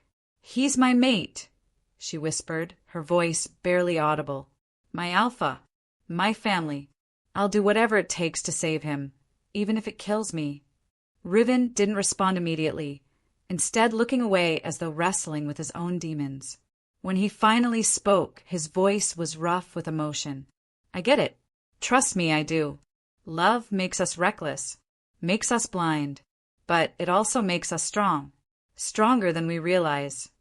His words struck a chord deep within her, resonating in ways she couldn't fully articulate. For so long, she'd viewed love as a liability, something that left her vulnerable and weak. But hearing Riven acknowledge its power, its potential, it changed something inside her. Maybe strength didn't come from solitude or self-reliance. Maybe it came from connection, from risking everything for someone else. "Then let's be strong together," she said firmly, meeting his gaze steadily. "We'll find Valric. We'll stop him, no matter what." A flicker of a smile crossed his face, fleeting but genuine. "All right, Thornwood, let's go save your alpha." Their journey took them deeper into enemy territory, where danger lurked around every corner. The forest transformed into a nightmare landscape. Twisted trees clawed at the sky, their branches knotted like skeletal fingers. Shadows writhed unnaturally, forming shapes that shouldn't exist, and traps lay hidden beneath layers of moss and leaves, waiting to ensnare unsuspecting prey. Every step required caution. Every decision weighed carefully against unseen threats. At one point, they stumbled upon a crumbling ruin half buried in vines and roots. Its architecture hinted at ancient origins, etched with runes similar to those on the mirror. Lyra froze, her instincts screaming at her to turn back, but Riven pressed forward, curiosity overriding fear. Inside, they found remnants of rituals long abandoned. Charred bones, faded sigils, and a pedestal bearing carvings that matched the shard Valric carried. "This must be where he got it," Riven murmured, tracing the symbols with careful fingers. "If we can figure out how the shard works, maybe we can counteract it." Lyra nodded, examining the carvings closely. They depicted scenes of wolves bowing before shadowy figures, their forms distorted and grotesque. One image stood out, a wolf standing defiantly, surrounded by chains that shattered into light. Hope flared briefly in her chest, but it was short-lived. Understanding the shard's power wouldn't be enough, they needed leverage. Something Valric valued above all else. As they prepared to leave, a faint noise drew their attention, a soft scraping sound coming from deeper within the ruins. Both froze, senses sharpening as they scanned the area. Movement flickered in the shadows, too quick to track. Then, without warning, a figure lunged at them, snarling and snapping, a rogue unlike any they'd encountered before. Its eyes glowed with unnatural light, its form shifting erratically between wolf and man and something monstrous. Riven reacted first, shoving Lyra behind him as he faced the creature head-on. Claws clashed, teeth snapped, and growls echoed through the ruins as they fought for survival. But the rogue was relentless, driven by forces beyond comprehension. Just when it seemed they might lose, Lyra spotted an opening, a glint of metal embedded in the creature's chest. Summoning every ounce of courage, she grabbed a fallen branch and drove it home, impaling the rogue through the heart. It let out a final, ear-splitting roar before collapsing, dissolving into ash that scattered in the wind. Breathing heavily, Lyra turned to Riven, whose expression mirrored her own mixture of relief and horror. "That wasn't natural," he muttered, wiping blood from his brow. "Whatever Valric's doing, it's getting worse." She nodded grimly, dread pooling in her stomach. "We need to move faster." But as they exited the ruins, a chilling realization settled over them. They weren't alone. Eyes watched them from the shadows, glowing faintly in the darkness. Dozens of them, rogues, all corrupted, all hunting. And then a voice rang out, smooth and venomous, cutting through the tension like a blade. "Welcome to my domain, little wolves." Valric stepped into view, flanked by his army of twisted creatures. In his hand, the shard pulsed brighter than ever, bathing the scene in an eerie red light. "You've led yourselves right into my trap," he sneered, raising the shard high. "Now let the games begin." Before either could react, the rogue surged forward, snarling and snapping, closing in from all sides. Lyra and Riven exchanged a glance, wordless understanding passing between them. This wasn't just about survival anymore, it was about defiance. About proving that, even in the face of impossible odds, hope refused to die. Side by side, they fought, claws flashing silver in the moonlight, their bond stronger than ever. But even as they battled, Lyra couldn't shake the feeling that Valric was playing them, leading them exactly where he wanted them to go. And somewhere in the distance, the shard began to hum, its glow intensifying with each passing second. Whatever happened next, it would change everything. The rogues surged forward like a tidal wave, their snarls reverberating through the forest, drowning out all other sounds. Lyra and Riven stood back to back, their movements synchronized despite the chaos erupting around them. Claws slashed, teeth snapped, and growls filled the air as they fought with everything they had. Each strike was deliberate, each movement fueled by desperation and defiance. Yet, even as they held their ground, Lyra couldn't ignore the sinking feeling in her gut. This wasn't just a battle, it was a test. Valric wanted to see how far they'd go before breaking, and he didn't have to wait long. One rogue lunged at Lyra, its glowing eyes wild with madness, its form shifting unnaturally between wolf and something grotesque. She sidestepped, driving her elbow into its ribs with brutal efficiency. Pain exploded across her knuckles as she landed another punch, but it barely registered. Adrenaline coursed through her veins, sharpening her focus. Beside her, Riven moved like a storm, his strikes precise, his agility unmatched. Blood smeared his arms, both his and theirs, but he showed no signs of slowing. But for every rogue they felled, two more took its place.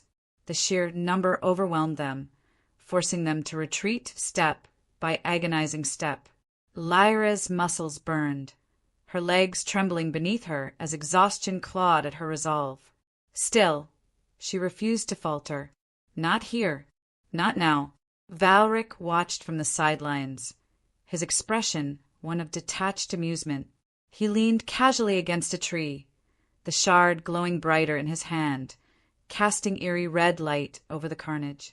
His lips curled into a cruel smile as he spoke, his voice cutting through the din like a blade.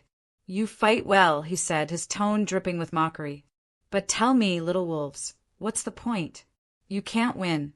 Not against me. Not against this." He gestured lazily to the horde surrounding them, his smile widening. "Why keep fighting when the end is inevitable?" Lyra froze, her breath catching in her throat. His words struck deep, burrowing into cracks in her armor she hadn't realized existed. Doubt crept in, whispering poisonous truths. "You're outnumbered, outmatched. What makes you think you can stop him?" For a heartbeat, fear paralyzed her, rooting her to the spot. Then Riven's voice broke through the haze, sharp and unyielding. "Because giving up isn't an option." She glanced at him, startled by the ferocity in his tone.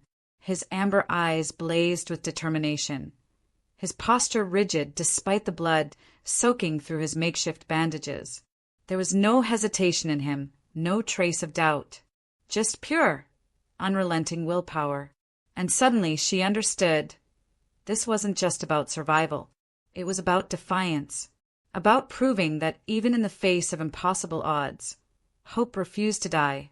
Drawing strength from his conviction, Lyra turned her attention back to the fight, her movements sharper, more calculated.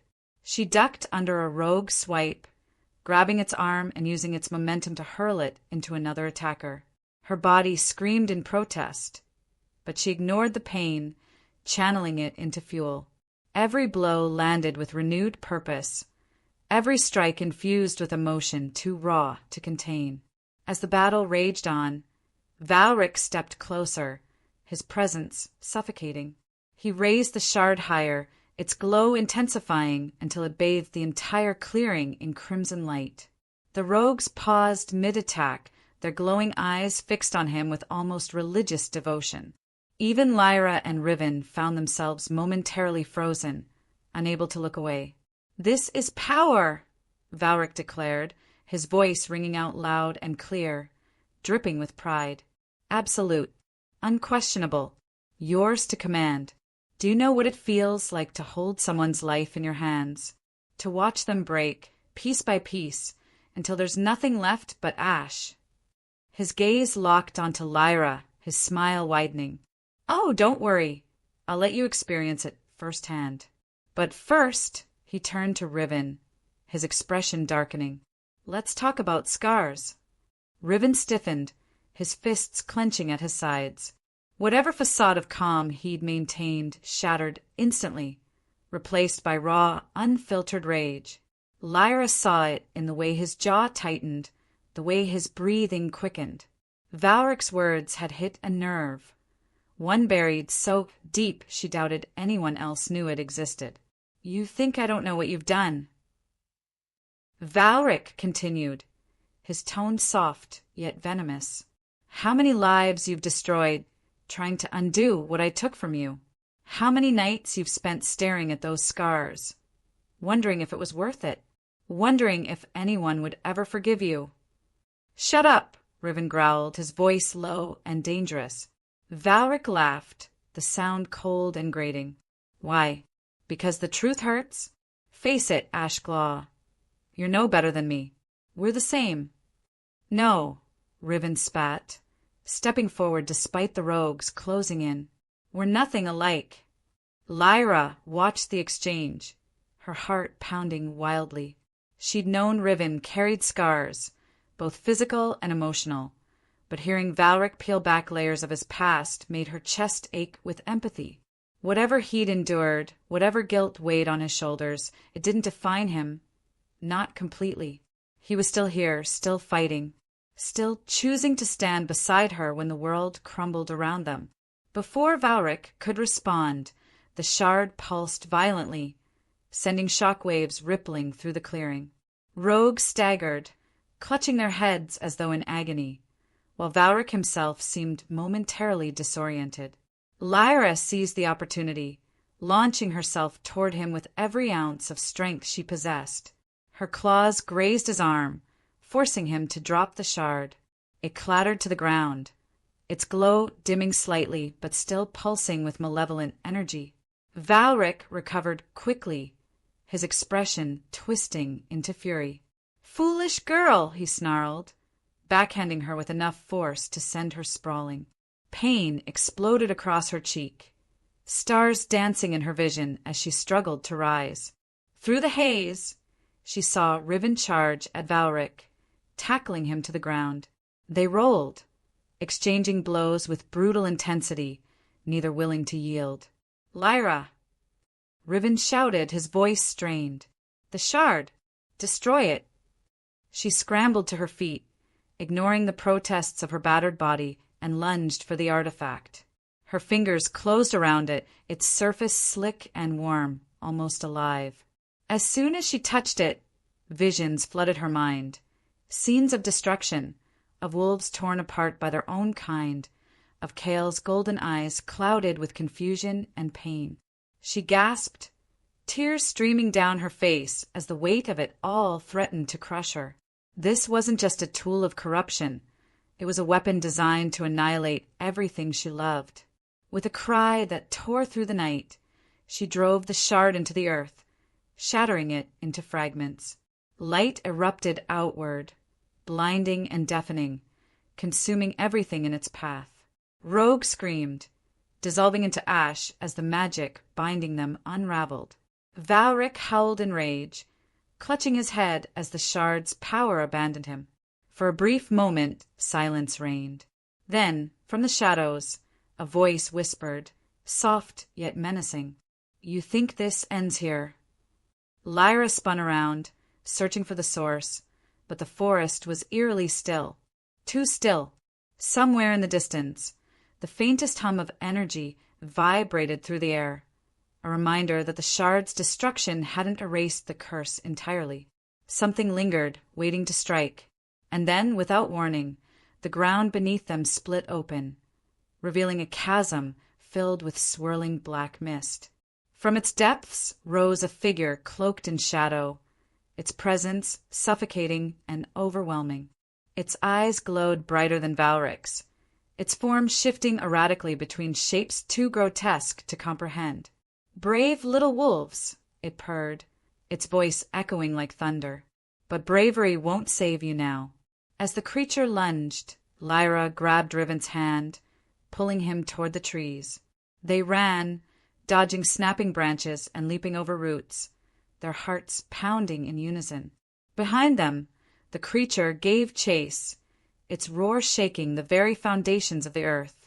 They burst into a clearing just as dawn broke, painting the sky in hues of pink and gold. Exhaustion overwhelmed them, forcing them to collapse onto the grass, gasping for air. But even as sunlight bathed the landscape, Lyra couldn't shake the feeling that darkness loomed closer than ever. And somewhere in the distance, the shard's fragments began to glow again. The clearing shimmered under the first light of dawn, golden rays slicing through the lingering shadows as though attempting to banish the darkness that clung to the forest. Lyra and Riven lay sprawled on the damp grass, their chests heaving in unison, each breath a struggle against exhaustion. The air smelled of dew and earth, but beneath it lingered the faint metallic tang of blood, both theirs and their enemies. For a fleeting moment, they allowed themselves to simply exist, to feel the weight of survival pressing down on them like the aftermath of a storm.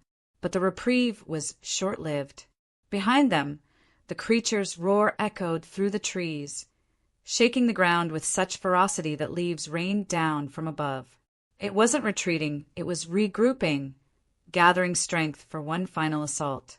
Lyra forced herself upright, her muscles screaming in protest, every fiber of her being begging her to stay still. Yet she couldn't.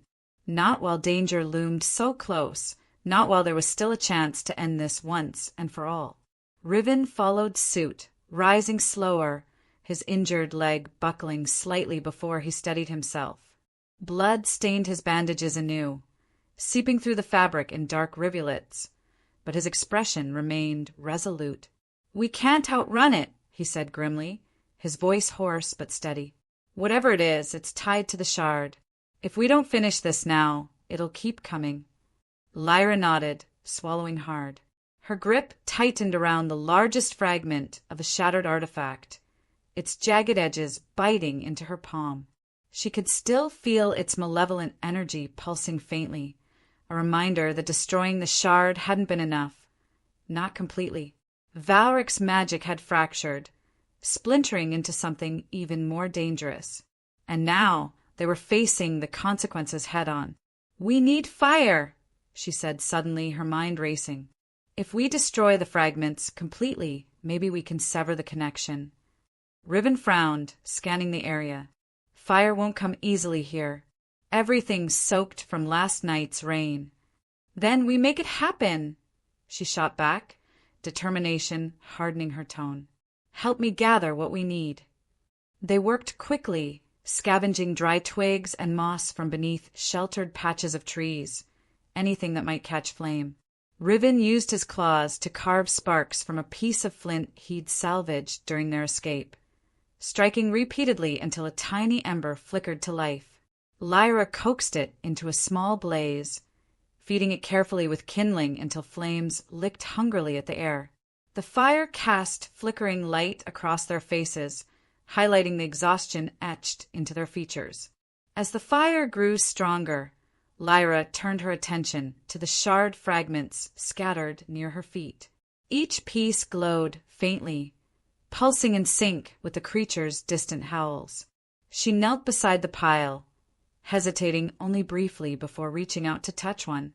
Pain lanced through her fingertips, sharp and electric, but she gritted her teeth and held on. Visions flooded her mind again, this time clearer, more vivid.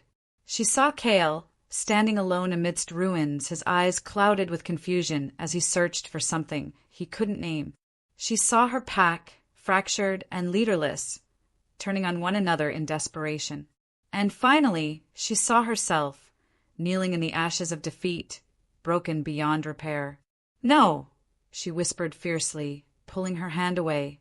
Tears blurred her vision, but she blinked them back, refusing to give in to despair.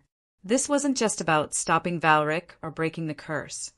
It was about reclaiming everything they'd lost, about proving that love and loyalty could withstand even the darkest forces. With renewed resolve, she tossed the first fragment into the fire. It sizzled violently, releasing a plume of black smoke that twisted into grotesque shapes before dissipating. The reaction startled her, but she didn't hesitate, throwing another piece in immediately. Beside her, Riven watched intently, his posture tense, ready to intervene if needed. "You're sure about this?" he asked quietly, his gaze flickering between her and the growing inferno. "It's the only way," she replied without looking up. Her voice trembled slightly, betraying the fear bubbling beneath her calm exterior, but she pressed on. One by one, she fed the fragments into the flames, each destruction accompanied by an otherworldly shriek that sent shivers crawling up her spine. The sound was unbearable, a cacophony of agony and rage. But she endured it, focusing on the image of Kael's face, clear and unclouded, as she hurled the last piece into the blaze. For a heartbeat, nothing happened. Then, with a deafening crack, the fire exploded outward, engulfing the clearing in blinding white light. Heat seared her skin, forcing her to shield her face as the ground trembled violently beneath her feet. When the light finally faded, leaving behind scorched earth and singed vegetation, the forest fell eerily silent. Lyra lowered her arms slowly, blinking away spots dancing in her vision. The air felt lighter somehow, freer, as though a suffocating weight had been lifted. But relief was fleeting. Somewhere deep within her, doubt lingered. Had it worked? Or had they merely delayed the inevitable? Before she could dwell on the question, movement caught her eye.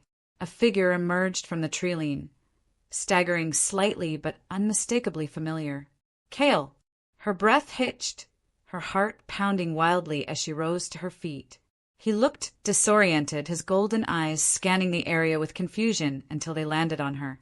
Recognition sparked in his gaze, followed quickly by disbelief, and then overwhelming guilt. Lyra! His voice broke on her name, raw and trembling. I remember. Tears spilled down her cheeks unchecked, relief washing over her in waves. She wanted to run to him, to throw herself into his arms and never let go. But something held her back, an invisible barrier formed by weeks of rejection, betrayal, and pain. Instead, she stood frozen, watching as he took hesitant steps toward her, his expression a mixture of hope and devastation. I'm sorry, he continued, his voice cracking under the weight of emotion. I don't know what happened. I couldn't see you. I thought, he trailed off, shaking his head as though trying to rid himself of the memories. Gods, Lyra, I'm so sorry. She opened her mouth to respond, but no words came. Her throat tightened, choking off any attempt at speech. All she could do was stare at him, torn between joy and apprehension. He remembered her, remembered them. That was everything she'd fought for. But forgiveness? Trust? Those weren't things that could be reclaimed overnight. Kael seemed to sense her hesitation, stopping a few paces away. His shoulders slumped slightly, the weight of his guilt evident in every line of his body. You don't have to forgive me, he murmured, his gaze dropping to the ground. Not yet, but please let me try to earn it. His vulnerability hit her like a punch to the chest, unraveling the walls she'd built around her heart. Slowly, tentatively, she closed the distance between them, reaching out to touch his hand.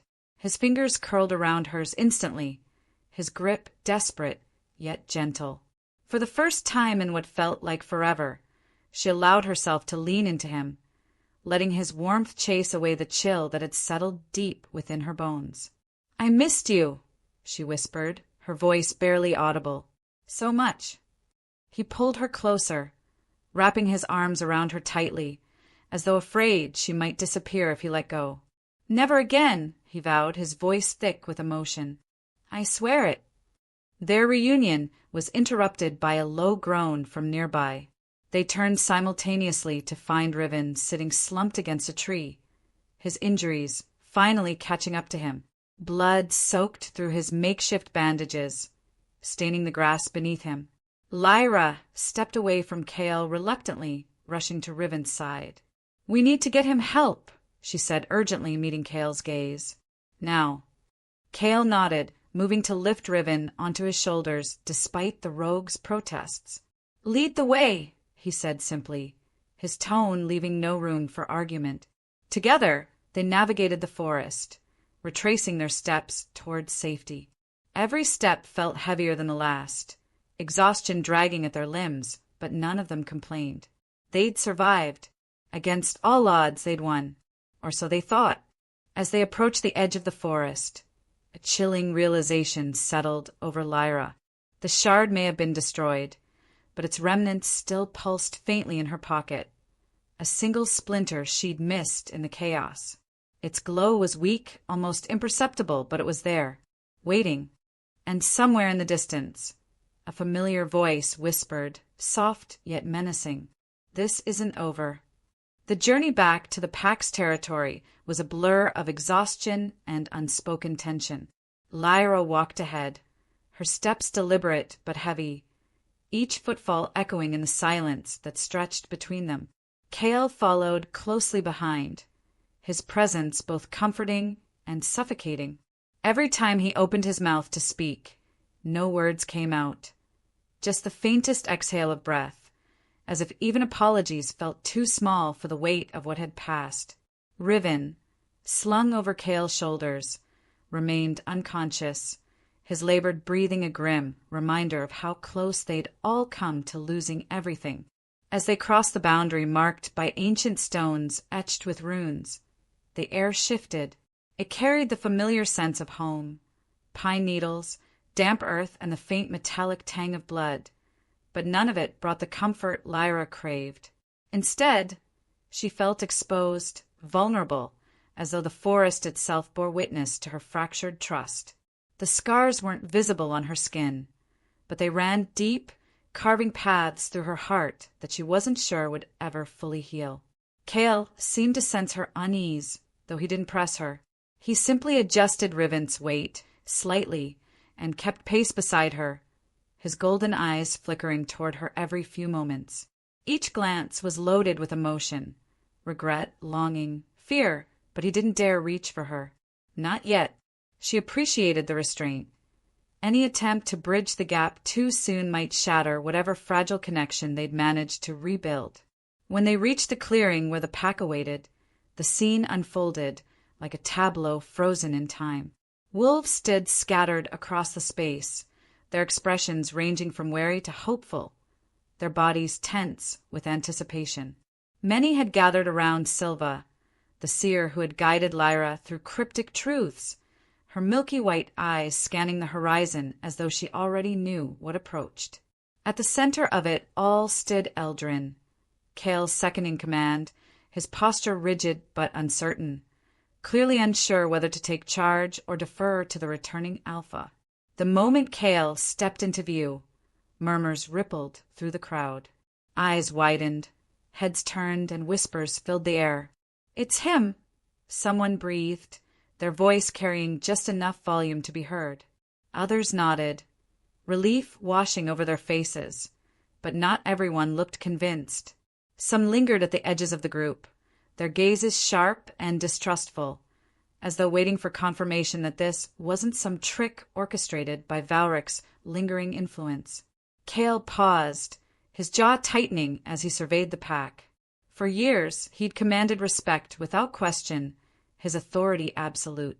Now, however, doubt clouded their expressions, and the realization struck him visibly. His shoulders sagged slightly under the weight of their scrutiny, and when he finally spoke, his voice carried none of its usual confidence. "I've failed you," he began, his tone raw and unsteady. "All of you. I let darkness cloud my judgment, allowed it to twist me into someone I barely recognized." He glanced briefly at Lyra, pain flashing across his face before he forced himself to continue. "But I'm here now, and I'll do whatever it takes to make things right." His declaration hung in the air, heavy and imperfect. It wasn't a speech crafted to inspire loyalty. It was an admission of guilt, stripped bare and laid before the pack. Silence followed, thick and oppressive, until Eldrin stepped forward, his expression unreadable.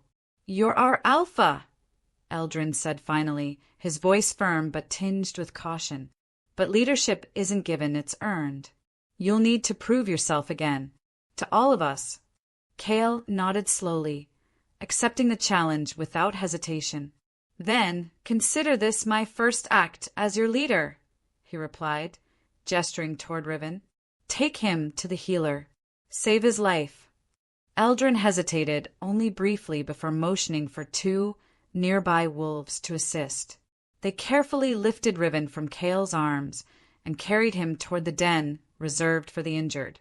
As they disappeared into the shadows, Kael turned back to the pack, his gaze sweeping over the assembled wolves. When his eyes landed on Lyra, something shifted in his expression, a flicker of vulnerability that made her chest ache. "Lyra," he said softly, stepping closer. "Can we talk?" She hesitated, torn between the urge to retreat and the need to confront the emotions swirling inside her. Finally, she nodded curtly and followed him away from the crowd, their footsteps muffled by moss-covered ground. They stopped near the edge of the clearing, beneath the sprawling branches of an ancient oak whose gnarled roots clawed at the earth like skeletal fingers. For a long moment, neither spoke. Kael leaned against a tree, his posture deceptively casual, but the tension in his frame betrayed his unease. Lyra crossed her arms tightly over her chest, hugging herself as though trying to hold the pieces together. The forest around them was eerily quiet, as if nature itself held its breath, waiting for the storm to break. "I remember everything," Kael said finally, breaking the silence. His voice cracked slightly, betraying the depth of his anguish. "Every word I said, every look I gave you. Gods, Lyra, I can still see the pain in your eyes when I told you to leave. I can feel it in my chest like a knife twisting over and over." She flinched involuntarily, memories flooding back. The coldness in his voice, the emptiness in his gaze, the way he'd turned his back on her without a second thought. She wanted to tell him it was okay, that she understood it hadn't been him. But the words stuck in her throat, because that wasn't entirely true. It had been him, at least in part. The curse may have clouded his mind, but the rejection had come from his lips. "I don't know how to fix this," he admitted, his voice barely above a whisper. "I don't know if I deserve your forgiveness. But I swear to you, I'll spend every day proving that I'm worthy of it." Her resolve wavered, tears pricking at the corners of her eyes despite her best efforts to hold them back. Part of her wanted to believe him, to throw herself into his arms and pretend the past weeks had never happened. But another part, the part scarred by betrayal, whispered warnings, urging her to tread carefully. Trust couldn't be reclaimed overnight, no matter how desperately either of them wished otherwise. "I want to believe you," she said finally, her voice trembling. "But trust isn't something you can demand. It has to be rebuilt. Slowly, painfully." Kael nodded, swallowing hard. "I understand. I'll wait however long it takes. Just don't give up on me." Before she could respond, movement caught her eye, a shadow slipping between the trees at the edge of the clearing. She tensed instantly, her instincts screaming danger. Kael noticed her reaction and straightened, his protective instincts kicking in as he moved to shield her. "What is it?" he asked, his tone sharp. She shook her head, scanning the treeline. Whatever, or whoever it was had vanished, leaving behind only the faintest ripple in the air, like heat waves rising from scorched earth. Unease settled over her, prickling along her skin. Something wasn't right. "We're not safe yet," she murmured, her voice low and urgent. "The Shard's remnants, they're still out there.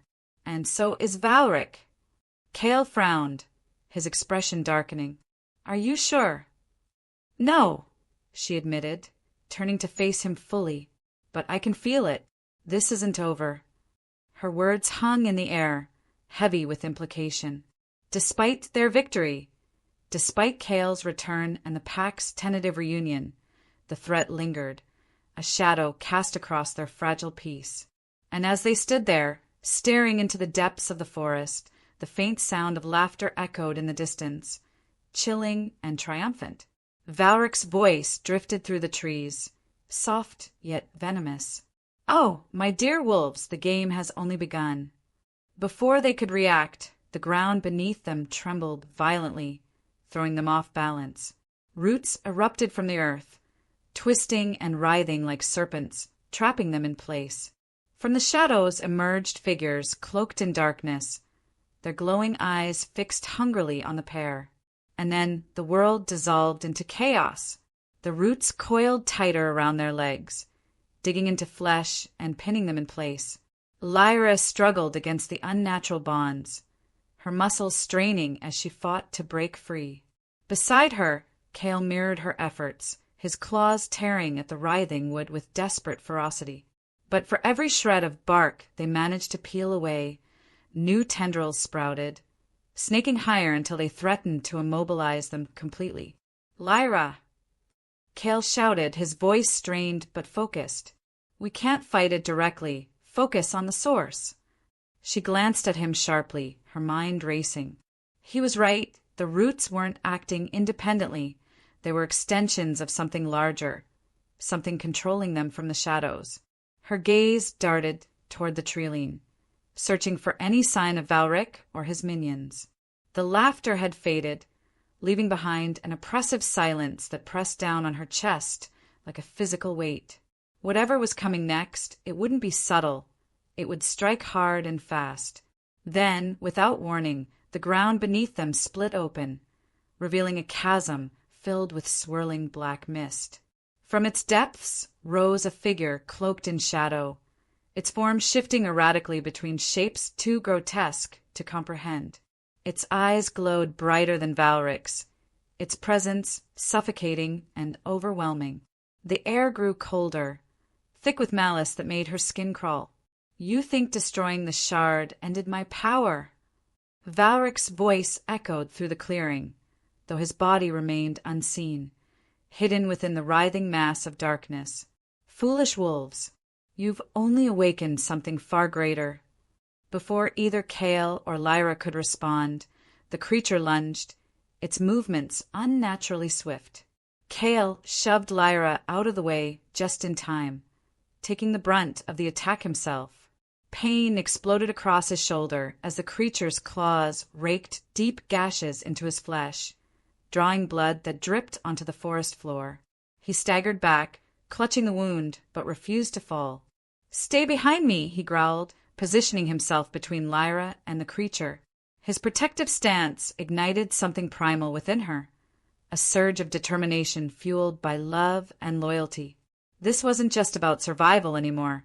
It was about protecting what mattered most. "No," she snapped, stepping forward despite the danger. "We do this together, or not at all." For a moment, Kael hesitated, his expression torn between instinctive protectiveness and reluctant acceptance. Finally, he nodded, his golden eyes locking onto hers with unspoken understanding. They moved as one, their movements synchronized as though bound by an invisible thread. Claws flashed silver in the dim light, slicing through the air with lethal precision. Each strike landed with renewed purpose, each blow infused with emotion too raw to contain. But the creature was relentless, driven by forces beyond comprehension. It shifted forms mid-attack, dissolving into smoke before reforming mere inches away, forcing them to adapt constantly. Every second felt like an eternity, every breath stolen by the sheer magnitude of what they faced. Lyra's heart pounded wildly as she dodged another swipe, her instincts screaming at her to find a weakness. Then it hit her, the mist.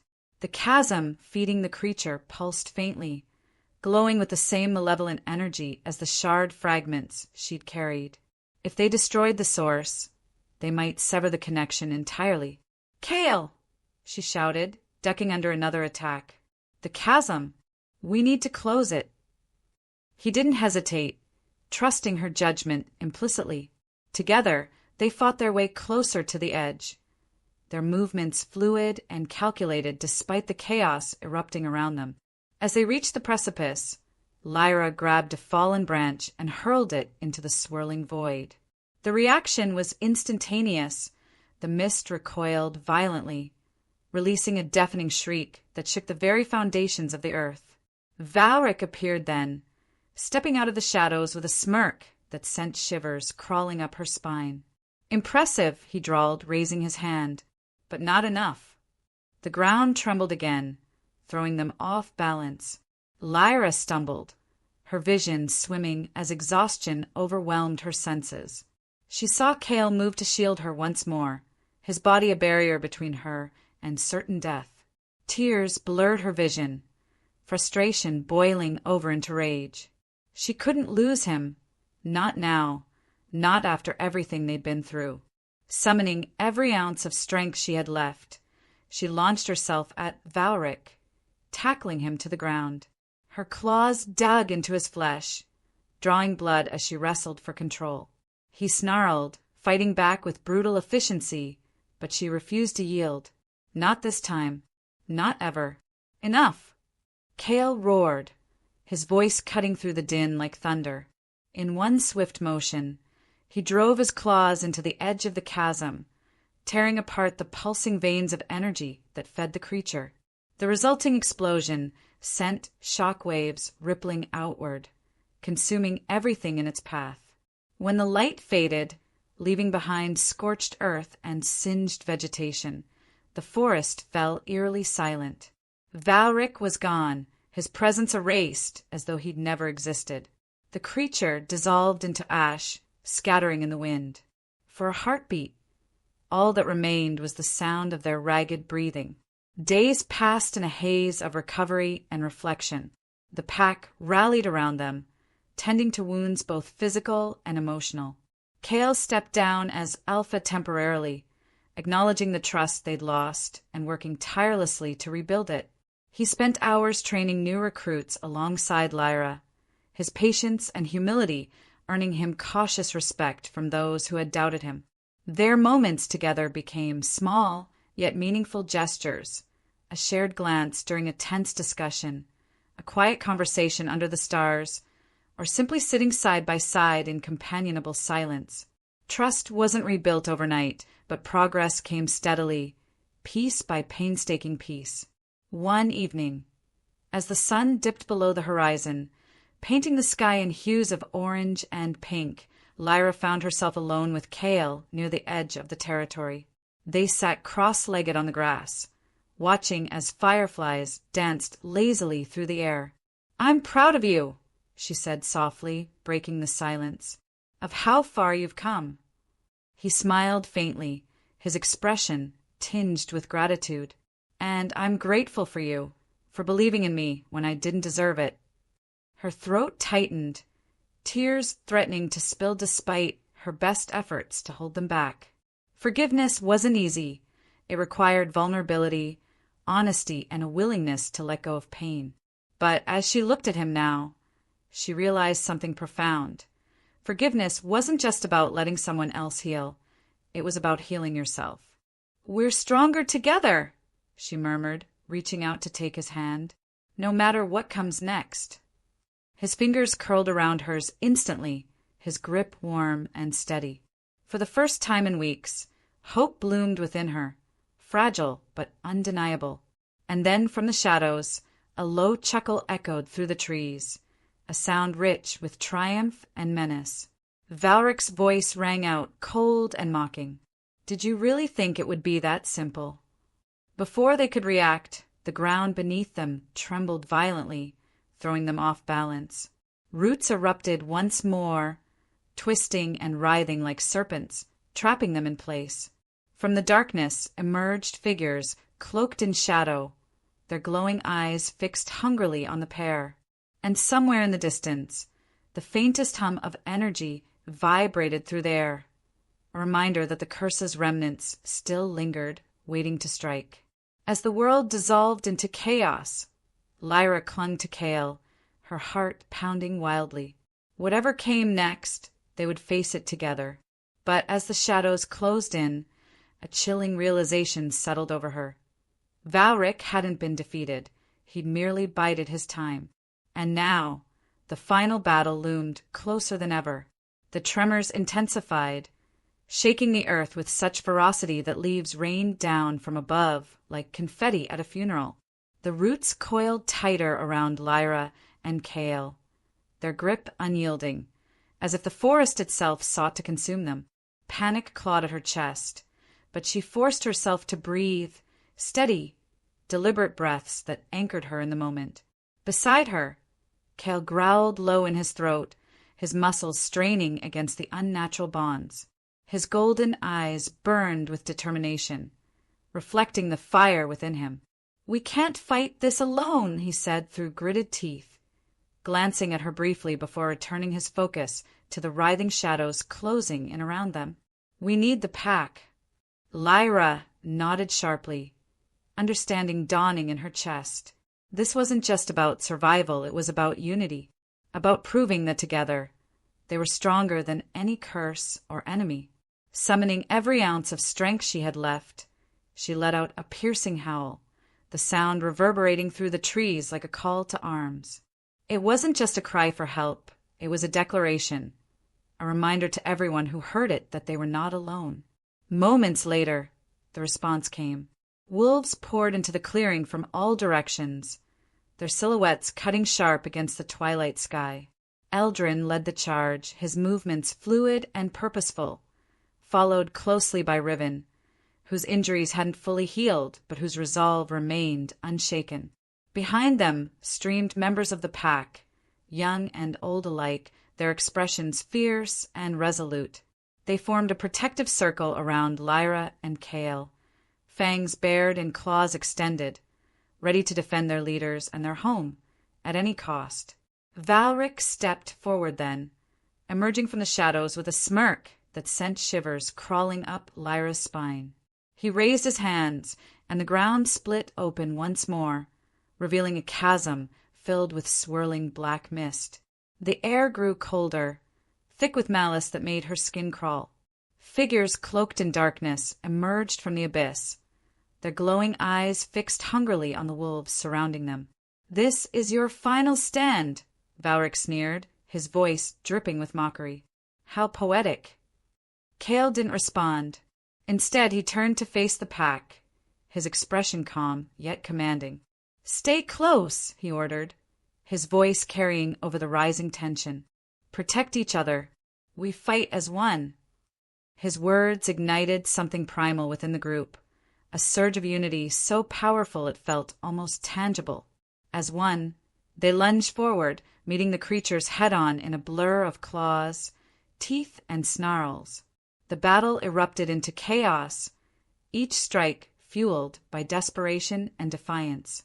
Lyra fought alongside Kael, their movements synchronized despite the madness unfolding around them. Every blow landed with precision, every dodge executed with instinctive grace. But even as they held their ground, the tide seemed relentless. For every creature they felled, two more took its place, their forms shifting erratically between wolf and something grotesque. Exhaustion clawed at Lyra's limbs, her muscles screaming in protest, but she refused to falter. Not here. Not now. Then, without warning, the ground beneath them trembled violently, throwing everyone off balance. A deafening roar echoed through the clearing as the chasm widened, swallowing chunks of earth whole. Trees toppled, their massive trunks crashing to the ground with bone-rattling force. Panic surged through the pack, threatening to unravel the fragile unity they'd forged. "Hold the line!" Kael shouted, his voice cutting through the din like thunder. He grabbed Lyra's hand, pulling her closer as they braced themselves against the chaos. "Focus on the source." She understood immediately. Destroying the chasm would sever the connection feeding the creatures, but reaching it meant navigating a battlefield littered with danger. Together, they fought their way toward the edge, their movements fluid and calculated despite the chaos erupting around them. Every step felt heavier than the last, exhaustion dragging at their limbs, but neither hesitated. Each second brought them closer to victory or annihilation. As they reached the precipice, Lyra spotted an exposed vein of energy pulsing faintly within the swirling mist. She exchanged a glance with Kael, wordless understanding passing between them. Without hesitation, they launched themselves at the source, driving their claws into the pulsing mass with brutal efficiency. The resulting explosion sent shock waves rippling outward, consuming everything in its path. When the light faded, leaving behind scorched earth and singed vegetation, the forest fell eerily silent. The creatures dissolved into ash, scattering in the wind. Valric staggered backward, clutching his chest as though struck by an invisible force. His expression twisted into fury, but before he could retaliate, the ground beneath him collapsed entirely, dragging him into the abyss. His screams echoed through the clearing, growing fainter until they vanished altogether. For a heartbeat, no one moved. Then, slowly, cautiously, the pack began to regroup, their gazes scanning the area for any lingering threats. When none appeared, relief washed over them in waves, mingling with exhaustion and disbelief. They had won, but at great cost. Days passed in a haze of recovery and reflection. The pack worked tirelessly to rebuild what had been destroyed, their efforts unified under Kael and Lyra's joint leadership. Trust, once shattered, was painstakingly restored through small, meaningful gestures, Shared meals, quiet conversations, and moments of vulnerability that deepened their bonds. The scars of betrayal lingered, but they no longer defined them. Instead, they served as reminders of how far they'd come. One evening, as the sun dipped below the horizon, painting the sky in hues of orange and pink, the pack gathered near the edge of the territory. Torches flickered along the perimeter, casting dancing shadows on the trunks of towering trees. Children darted between legs, their laughter ringing out like bells, while elders exchanged knowing smiles, their gnarled hands resting on canes carved from ashwood. It was a scene of harmony, of belonging, and Lyra couldn't help but feel a swell of pride. This was her family, her home. Every member of the pack mattered, from the youngest pup to the oldest storyteller. Together, they formed something greater than the sum of their parts, a living, breathing entity bound by tradition and trust. And standing beside Kael, she realized something profound. Strength wasn't found in titles or power. It was found in connection, in the willingness to lean on others when you couldn't stand alone. As the celebration continued, Lyra slipped away quietly, seeking solace beneath the ancient oak where she and Kael had first reunited. She leaned against its gnarled trunk, tilting her head back to gaze at the stars twinkling overhead. The night was cool, the air crisp with the promise of autumn, but warmth radiated from within her, a quiet contentment she hadn't felt in weeks. Kael joined her moments later, his presence grounding her in ways she couldn't explain. He didn't speak immediately, simply stood beside her, his shoulder brushing hers lightly. For a long moment, they simply existed together, letting the silence stretch comfortably between them. "You've changed," he said finally, his voice soft yet certain. "Not just because of everything we've been through, but because of who you are. You're stronger than you realize." Her throat tightened, tears pricking at the corners of her eyes despite her best efforts to hold them back. His words resonated deeply, echoing truths she'd only begun to accept. Strength wasn't about never falling. It was about getting back up again and again, no matter how many times life knocked you down. "I couldn't have done it without you," she admitted, turning to meet his gaze steadily. "Without all of us." He smiled faintly, his expression tinged with gratitude. "And I couldn't have survived without you. You remind me of why we fight, for each other, for our pack, for the future." Her heart swelled, overflowing with emotion too raw to contain. As they stood there, gazing up at the stars, she realized something profound. Love wasn't static. It evolved, adapted, grew stronger with time. Their bond had weathered rejection, betrayal, and loss, emerging not weakened, but fortified. Like the moonlight filtering through the trees, it illuminated even the darkest corners of their lives, guiding them home. And somewhere in the distance, the faintest hum of energy vibrated through the air, a reminder that peace was fragile, fleeting. But as long as they stood together, nothing could truly break them, or so they thought. Because as the night deepened and the celebrations died down, a shadow stirred in the forest, a figure cloaked in darkness, watching silently from the treeline. Its glowing eyes narrowed, locking onto Lyra and Kael with predatory precision. "They think it's over," the figure whispered, its voice cold and venomous. But the cycle never truly ends. With that, it melted back into the shadows, vanishing without a trace. Above, the stars continued to twinkle innocently, oblivious to the storm brewing on the horizon.